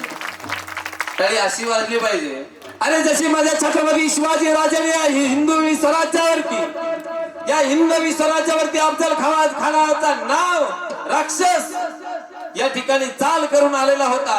ती चाल मोडून काढण्यासाठी माझ्या शिवछत्रपती शिवाजी राजांनी ज्या मेहनतली तलवार जगदंबा आई भवानी बाहेर काढली आणि अफजल खानावरती वार केला. आणि या महाराष्ट्रामध्ये एकच टाळी पिटली. ती टाळी अशी वाजली पाहिजे, अशी टाळी वाजली पाहिजे. नाहीतर तुम्ही पहिल्या जशा टाळ्या वाजवले ना तशा टाळ्या मी रोज ऐकतो 2-3दा. म्हणून सुंदर भजन या छोट्या मंडळींनी केलंय. आपल्याला धन्यवाद. जसं नाथ महाराज आपल्याला सांगतात की सावध माणसानं झालं पाहिजे. जर सावध मनुष्य झाला नाही तर पुढच्या वेळेला केले कर्म झाले त्याचे भोगा आले उपजले मेले ऐसे किती. एक प्रसंग सांगतो आणि 15 मिनिटांमध्ये सेवा आवरण्याचा प्रयत्न करतो. हे बघा, हरिपाठ कीर्ती मुखे जरी गाय पवित्रची होय देह त्याचा. देह पवित्र होण्याकरिता काय काय साधन केलं पाहिजे तर हरी मुखे म्हणा, हरी मुखे म्हणा, हरी मुखे म्हणा, हरी मुखे म्हणा. पुण्याची गणना कोण करी, पुण्याची गणना कोण करी. देह पवित्र होण्याकरिता हरिमुखे म्हणा आपण भगवंताचं नामचिंतन केलं पाहिजे. काय झालं बघा, एका गावामध्ये एक साधारण मनुष्य राहत होता आणि त्याचा एक नेम होता. जर त्याला कोणी जय हरी घातला बाबा बर का नवनाथ भाऊ, तर तो अगोदर जय हरी नव्हता घालत. तो अगोदर शिवी द्यायचा, नंतर जय हरी घालायचा. कोणी जर रामकृष्ण हरी घातलं अविनाश महाराज, तो अगोदर रामकृष्ण हरी नव्हता म्हणत, अगोदर शिवी द्यायचा नंतर रामकृष्ण हरी घालायचा. पण काही गावात लोक जरा कलाकार राहतात, अशा खोडीच्या माणसाला खोडीचे नाव देतात. म्हणून त्याचं सुंदर नाव होतं, पण लोकांनी त्याला एक पदवी बहाल केली, नालायक. आता ही पदवी घ्यायला सुद्धा नालायक वागावं लागतं महाराज. सोपी नाही ही पदवी सुद्धा घेणं, अभ्यास लागतो त्याला तसा. मग महाराज लोकांनी त्याला नालायक नालायक नालायक, त्याचं नावच पडलं नालायक. बारकले पोरं गल्ली नालायक, ते तिकडून दिसला का पोरं म्हणायचे नालायक आला, पोरं दुसऱ्या गल्लीनं गेरं टाकायचे, निघून जायचे. पण एक दिवशीचा प्रसंग, सकाळी 4 वाजता पाटे उठला आणि प्रातस्विधी करता करता गेला. आता जुन्या काळातला प्रसंग आहे. रामकृष्ण परमहंस त्यांच्या ग्रंथामध्ये मी वाचलेला दृष्टांत आहे, अर्थात स्वामी विवेकानंदाचे गुरुजी त्यांच्या ग्रंथामध्ये वाचलेला दृष्टांत आहे. प्रातस्विधी करता गेला, एका शेतामध्ये जाऊन बसला आणि रात्रीच्या वेळेला शेतामध्ये माणसं फिरत येत का जनावर फिरत येत? त्याचं नाव, त्या जनावराचं नाव सांगा ना एखादं. काय? रानडुक्कर. वा क्या बात. एकदा बाबासाठी टाळी वाजवा. हा, काही काही भागात विचारलं काय फिरतात ते म्हणते डुकर. डुकर वेगळे, रानडुकर वेगळे महाराज. डुकराला ब्रेक राहतं, रानडुकराला ब्रेक राहत नाही. रानडुक्कर फिरतं महाराज. ती ज्या सरीत ते नालायक बसलं त्या सरीतून रानडुक्कर पळत आलं. रानडुकराला पहिला गेर नसतो, रामेश्वर महाराज दुसरा तर नसतो, डायरेक्ट चौथा. जसा त्या रानडुकरांना गेर टाकला, जसं आलं तसं याला धडकलं. कोणाला? तेवढं नाव लक्षात ठेवा, कोणाला? नालायकाला धडकलं. पण याचा पहिलं ब्रीत होता अगोदर शिवी, नंतर पुढचं काय. यानं त्या डुकराला शिवी दिली, हरामखोर. मेलन महाराज नालायक मृत्युमुखी पावलं. रानडुक्कर बिचारा निघून गेलं. पण त्याला नेण्याकरता यमाचे दूत विष्णूचे दूत दोघं आले. यमाच्या दूताचे विष्णूच्या दूताने सांगितले हे गिरायक आमचं, यांनी सांगितलं हे गिरायक आमचे. दोघांचे लागणे भांडणं.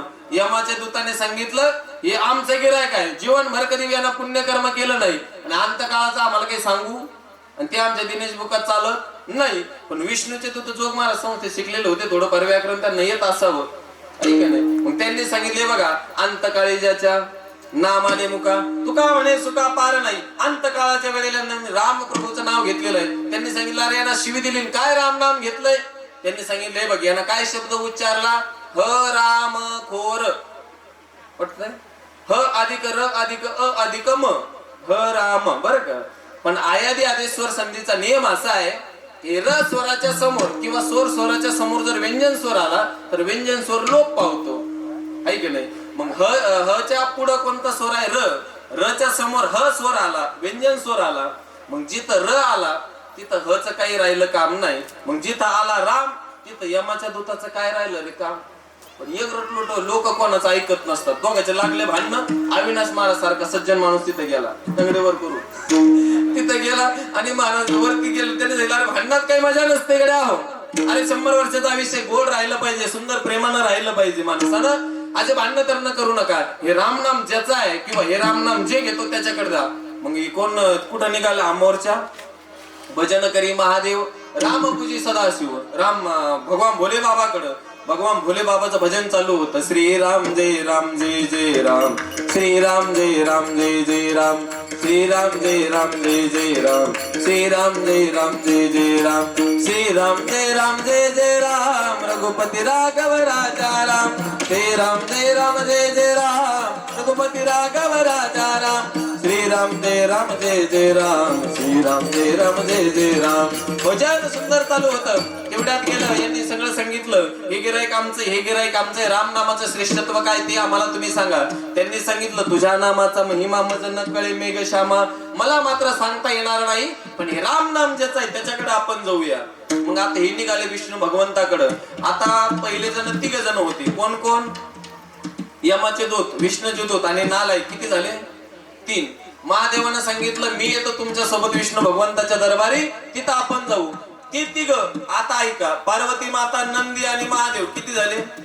6.5. किती? 6 झाले. लक्षात ठेवा. हे 6 जणांचा मोर्चा निघाला वैकुंठाला. आता कैलास पर्वतावरून डोंगरातून वगैरे यांच्याकडे शक्ती होते, हे चालत होते. पण 70-80 वर्ष भर यांना जीवनभर प्रपंच केलेला, हाडाचा काढा रक्ताचं पाणी झालेलं याच.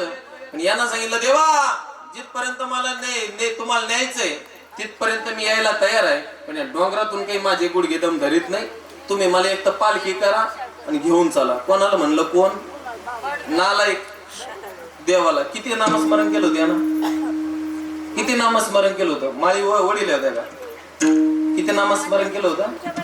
एकदा घेतला. महादेवानं मंत्र म्हणला तर ते मंत्र म्हणून दाखिला असता. पण तेवढ्या मंत्राचे मी 100 स्पेशल घेत राहतो. त्यानं मंत्र म्हणला, पालखी तयार केली आणि त्या पालखीत कोण बसलं? नालायक बसलं. यमाचे दूत, विष्णूचे दूत खांदा द्यायला. पार्वती माता पुढं, नंदी त्यांच्या पुढं, महादेव माग. कोणाच्या? नालायकाच्या. मग आता हा मोर्चा निघाला महाराज. भगवान विष्णू भगवंताला बातमी कळाली, पार्वती माता, देवाधिक देव महादेव येत आहेत. लक्ष्मीला सांगितलं औक्षण करण्याकरता जा. कोणीतरी साधू आहे, साधूची पालखी घेऊन येत आहेत. साधू होता का? महाराज लक्ष्मी माता औक्षणा करण्याकरता भगवान विष्णू भगवंता तिथं स्वागताकरता उपस्थित आहे. पालखी टेकवण्यात आली. दोघांची गळा भेट झाली देवाधिक देवांची. पार्वती मातेचं औक्षण लक्ष्मी माता करतायत आणि महादेवाने तेपर्यंत महादेवाला प्रश्न केला विष्णू भगवंताने, देवा का आज अचानक येणं केलं? कोण आहे सत्पुरुष साधू? मी आतापर्यंत रोज प्रत्येकाचा अणूपासून तर रेणूपर्यंत रोज प्रत्येकाचा बायोडाटा चेक करतोय, पण हे साधू मला मात्र आतापर्यंत दिसले नाही. हे साधू तुम्ही कुठून घेऊन आलात? अशी यांची चर्चा चालू झाली. आल्याबरोबर आपण 2 शब्द बोलतो ना, तशी गप्पा चालू झाली. पण याला मात्र तो सेंटाचा, सुगंधाचा, कोणता फुल आहे? चाफ्याचा. चाफ्याचा, एवढा गुलाबाचा एवढा सुगंध आला महाराज. इथं चाफ्याचं फुलं दिसले आम्हाला सकाळी म्हणून म्हटलं. ते सुंदर असणारा गुलाबाचा येतो, त्याचा सुगंध त्याला आला वैकुंठाचा. यानं आपला पडदा बाजूला केला, पण याला सेंट नाही दिसला, पण अप्सरा दिसल्या. कोणाला? तेवढं लक्षात ठेवा बरं तुम्ही, कामाचं येते. यानं पडदा बाजूला केला, अप्सरा दिसल्या. बोललं महाराज. महाराज उतरलं पालखीतून. यानं पार्वती पाहिली नाही, लक्ष्मी पाहिली नाही, विष्णू भगवान पाहिले नाही. भोले बाबाला तर अगोदरच ओळखीत होता. कामाला लावलं त्यानं महादेव. पण जसं हे पाहत पाहत पाहत पाहत वैकुंठ पाहत पाहत आता हिरे, माणिक, मोती, त्या अप्सरा, नृत्यांगना, भगवंताचे हा हा हु हु आहे का नाही, हे सगळे तुंबरजी, नारदजी, हे सगळे तिथं महाराज वैकुंठात राहतात. शुकसंकाधिक नारद तुंबर भक्ताच्या कोटी, हा कवडा आडून पाहता ती जगजेती. असं महाराज तिथं सगळेजण याला भेटले, पण यांना भाव कोणालाच दिला नाही, कारण महादेवाला यांना कामाला लावलेलं होतं. पण पाहता पाहता फिरता फिरता विष्णू भगवंताच्या राजसिंहासनाजवळ गेला आणि याला असं वाटलंय, हिरे माणिक मोती लावलेली खुर्ची मला जर भेटली तर किती आनंद होईल. आणि सगळ्याला खुर्चीचाच आनंद आहे मला, आपलं काहीच घेणं नाही. 2100 द्या नाही तर 1500 द्या, तेलाच्या डब्यात लगेच काढून घेणार आहे. सगळ्याला खुर्चीची लालच आहे. मी कोणाबद्दल बोलत नाही, मी त्या नालायकाबद्दल बोलतो बरं का. मग महाराज त्यानं सांगितलं मला जर ही खुर्ची भेटली तर किती आनंद होईल. पण महाराज माणसाचं कसं राहतं, अपेक्षा. मग यांना पाहता पाहता विचार करा, कल करे सो आज करे, आज करे सो अभी करे. महाराज बसलं नाही खुर्चीवर. तेवढ्यात इकडं भगवंताने प्रश्न केला महादेवानं विष्णू भगवंताला, म्हणे यांना परमार्थ जीवनभर कधी केला नाही देवा, पण अंत काळाच्या वेळेला तुमचं नामस्मरण केलेलं आहे, त्या एका नामस्मरणाची ताकद काय हे विचारण्याकरता आम्ही तुमच्यापर्यंत आलो. भगवान विष्णू भगवान बोलतात, ऐका भोले बाबा, अंत काळाच्या वेळेला राम नाम येणं तर दुर्लभच, पण राम नाम आल्याच्या नंतर यमाच्या दूताचे आपल्या दूताचे भांडण लागावे, न्याय निवाड्यासाठी अविनाश महाराजांनी तुमच्याकडे पाठावं भोले बाबांकडे, तुमचं तिथं दर्शन घडावं, पार्वती मातेचंही दर्शन घडावं, न्याय निवाड्यासाठी तुम्ही पालखी करावी, माझ्याकडे यावं आणि सगळ्यांना दुर्लभ असणारी पार्वती मातेचं मुख दर्शन त्याला घडावं, माझ्यासारख्याचं दर्शन त्याला घडावं. आणि इथं आल्याच्या नंतर सगळ्यात शेवटची गोष्ट, माझ्यासारख्याच राज सिंहासन त्याला भेटावं. ही एका राम नामाची ताकद आहे सज्जन हो, एका राम नामाची ताकद आहे. म्हणून माझ्या ज्ञानोबरायला म्हणावं लागलं, हरी मुखे म्हणा, हरी मुखे म्हणा, हरी मुखे म्हणा, हरी मुखे म्हणा, हरी मुखे म्हणा, हरी मुखे म्हणा, हरी मुखे म्हणा, हरी मुखे म्हणा. पुण्याची गणना कोण करी, पुण्याची गणना कोण करी. हरी मुखे म्हणा, हरी मुखे म्हणा, हरी मुखे म्हणा, हरी मुखे म्हणा. म्हणून ज्ञानोबराय म्हणतात, हरी मुखे म्हणा, हरी मुखे म्हणा, गणना पुण्याची कोण करी, कोणी करू शकत नाही. मग ज्या ज्ञानोबरायने तुम्हाला आम्हाला देह पवित्र होण्याचं माध्यम सांगितलंय, खऱ्या अर्थाने देह अपवित्र आहे. सोहळा तोची झाला अंगीकारे, देवे केला सर्वस्वाचा त्याग तो सदा सोहळा. अनेक अपवित्राचे प्रमाण आहे, पण भगवंताने जर अंगीकार केला, भगवंताचं नामचिंतन केलं तर देह मात्र पवित्र होणार. पण पवित्र होण्याकरता काय करावं लागेल? श्री गुरु ज्ञानेश्वर माऊली नागराज माऊली तुकाराम ज्ञानेश्वर माऊली, नागराज माऊली, ज्ञानेश्वर माऊली, ज्ञानेश्वर माऊली, नागराज माऊली, नागराज माऊली.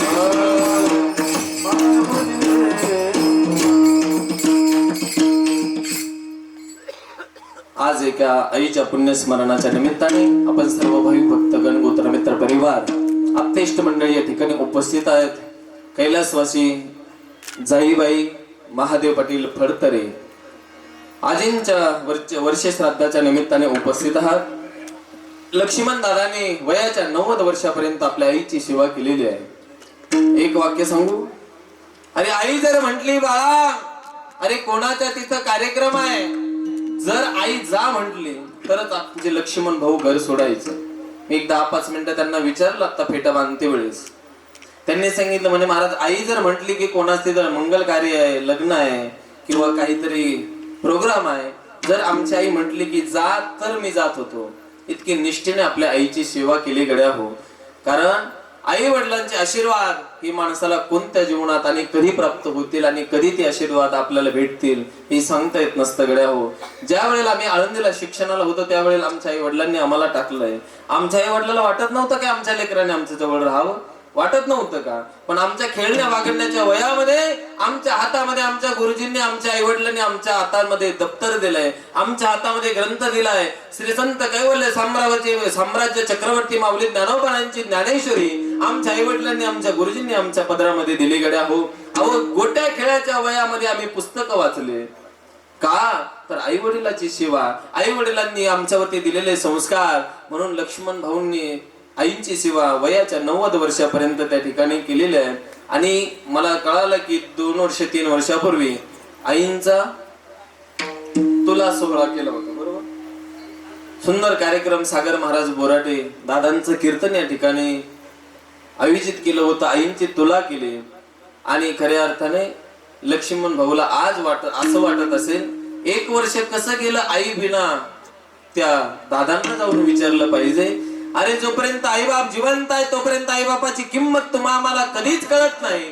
पण ज्या दिवशी आपले आई बाप आपल्याला सोडून जातील ना त्या दिवशी असं वाटेल की आपले आई बाप असतील तर आज आपल्याकडे वाकडा डोळा करून कोणी बघण्याची हिंमत सुद्धा केली नसती इकडे.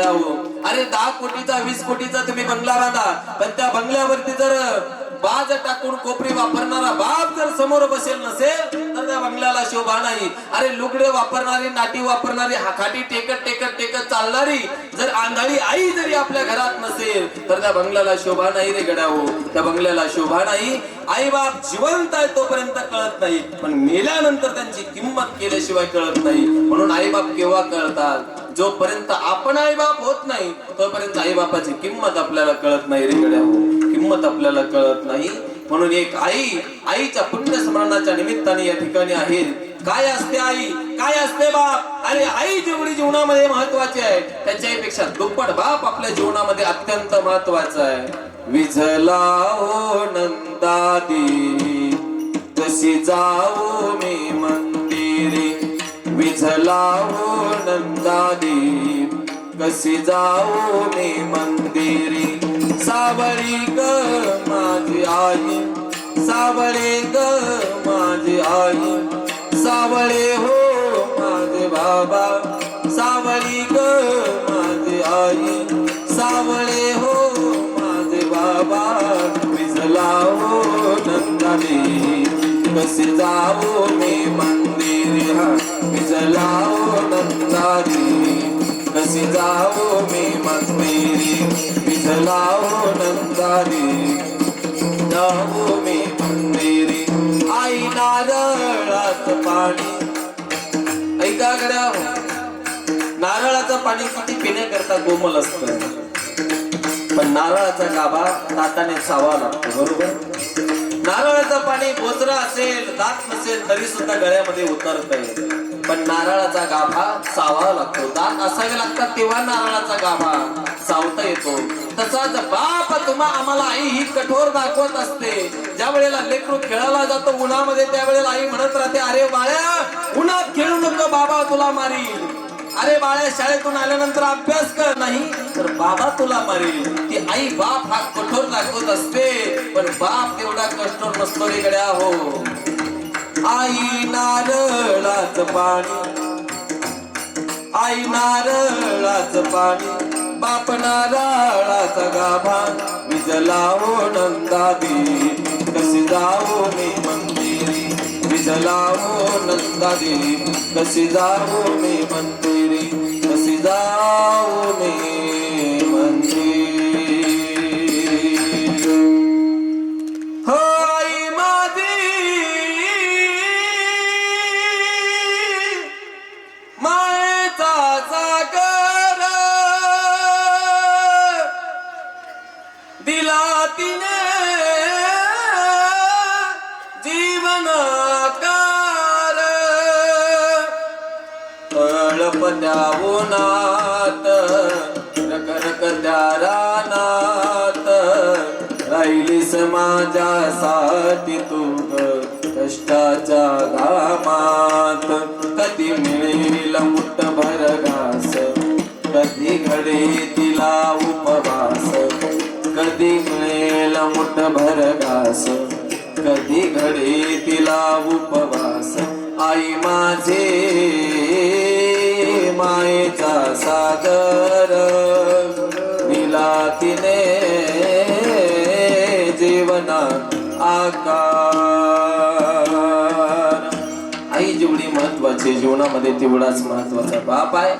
म्हणून जीवनामध्ये जोपर्यंत आई बाप जिवंत आहे तोपर्यंत आई बापांची सेवा आपल्याकडून झालीच पाहिजे.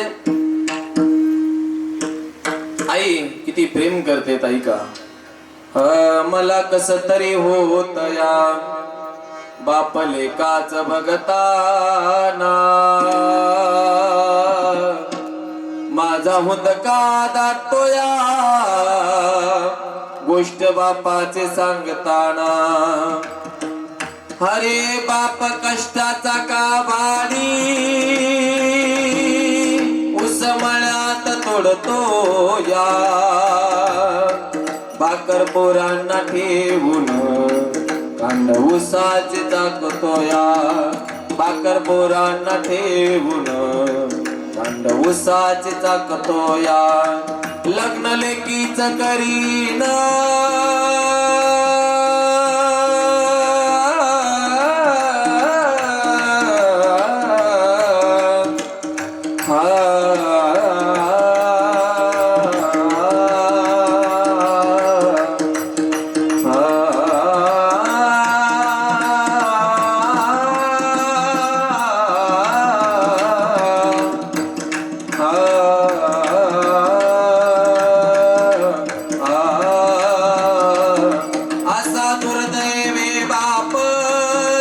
सोडोनिया गेला.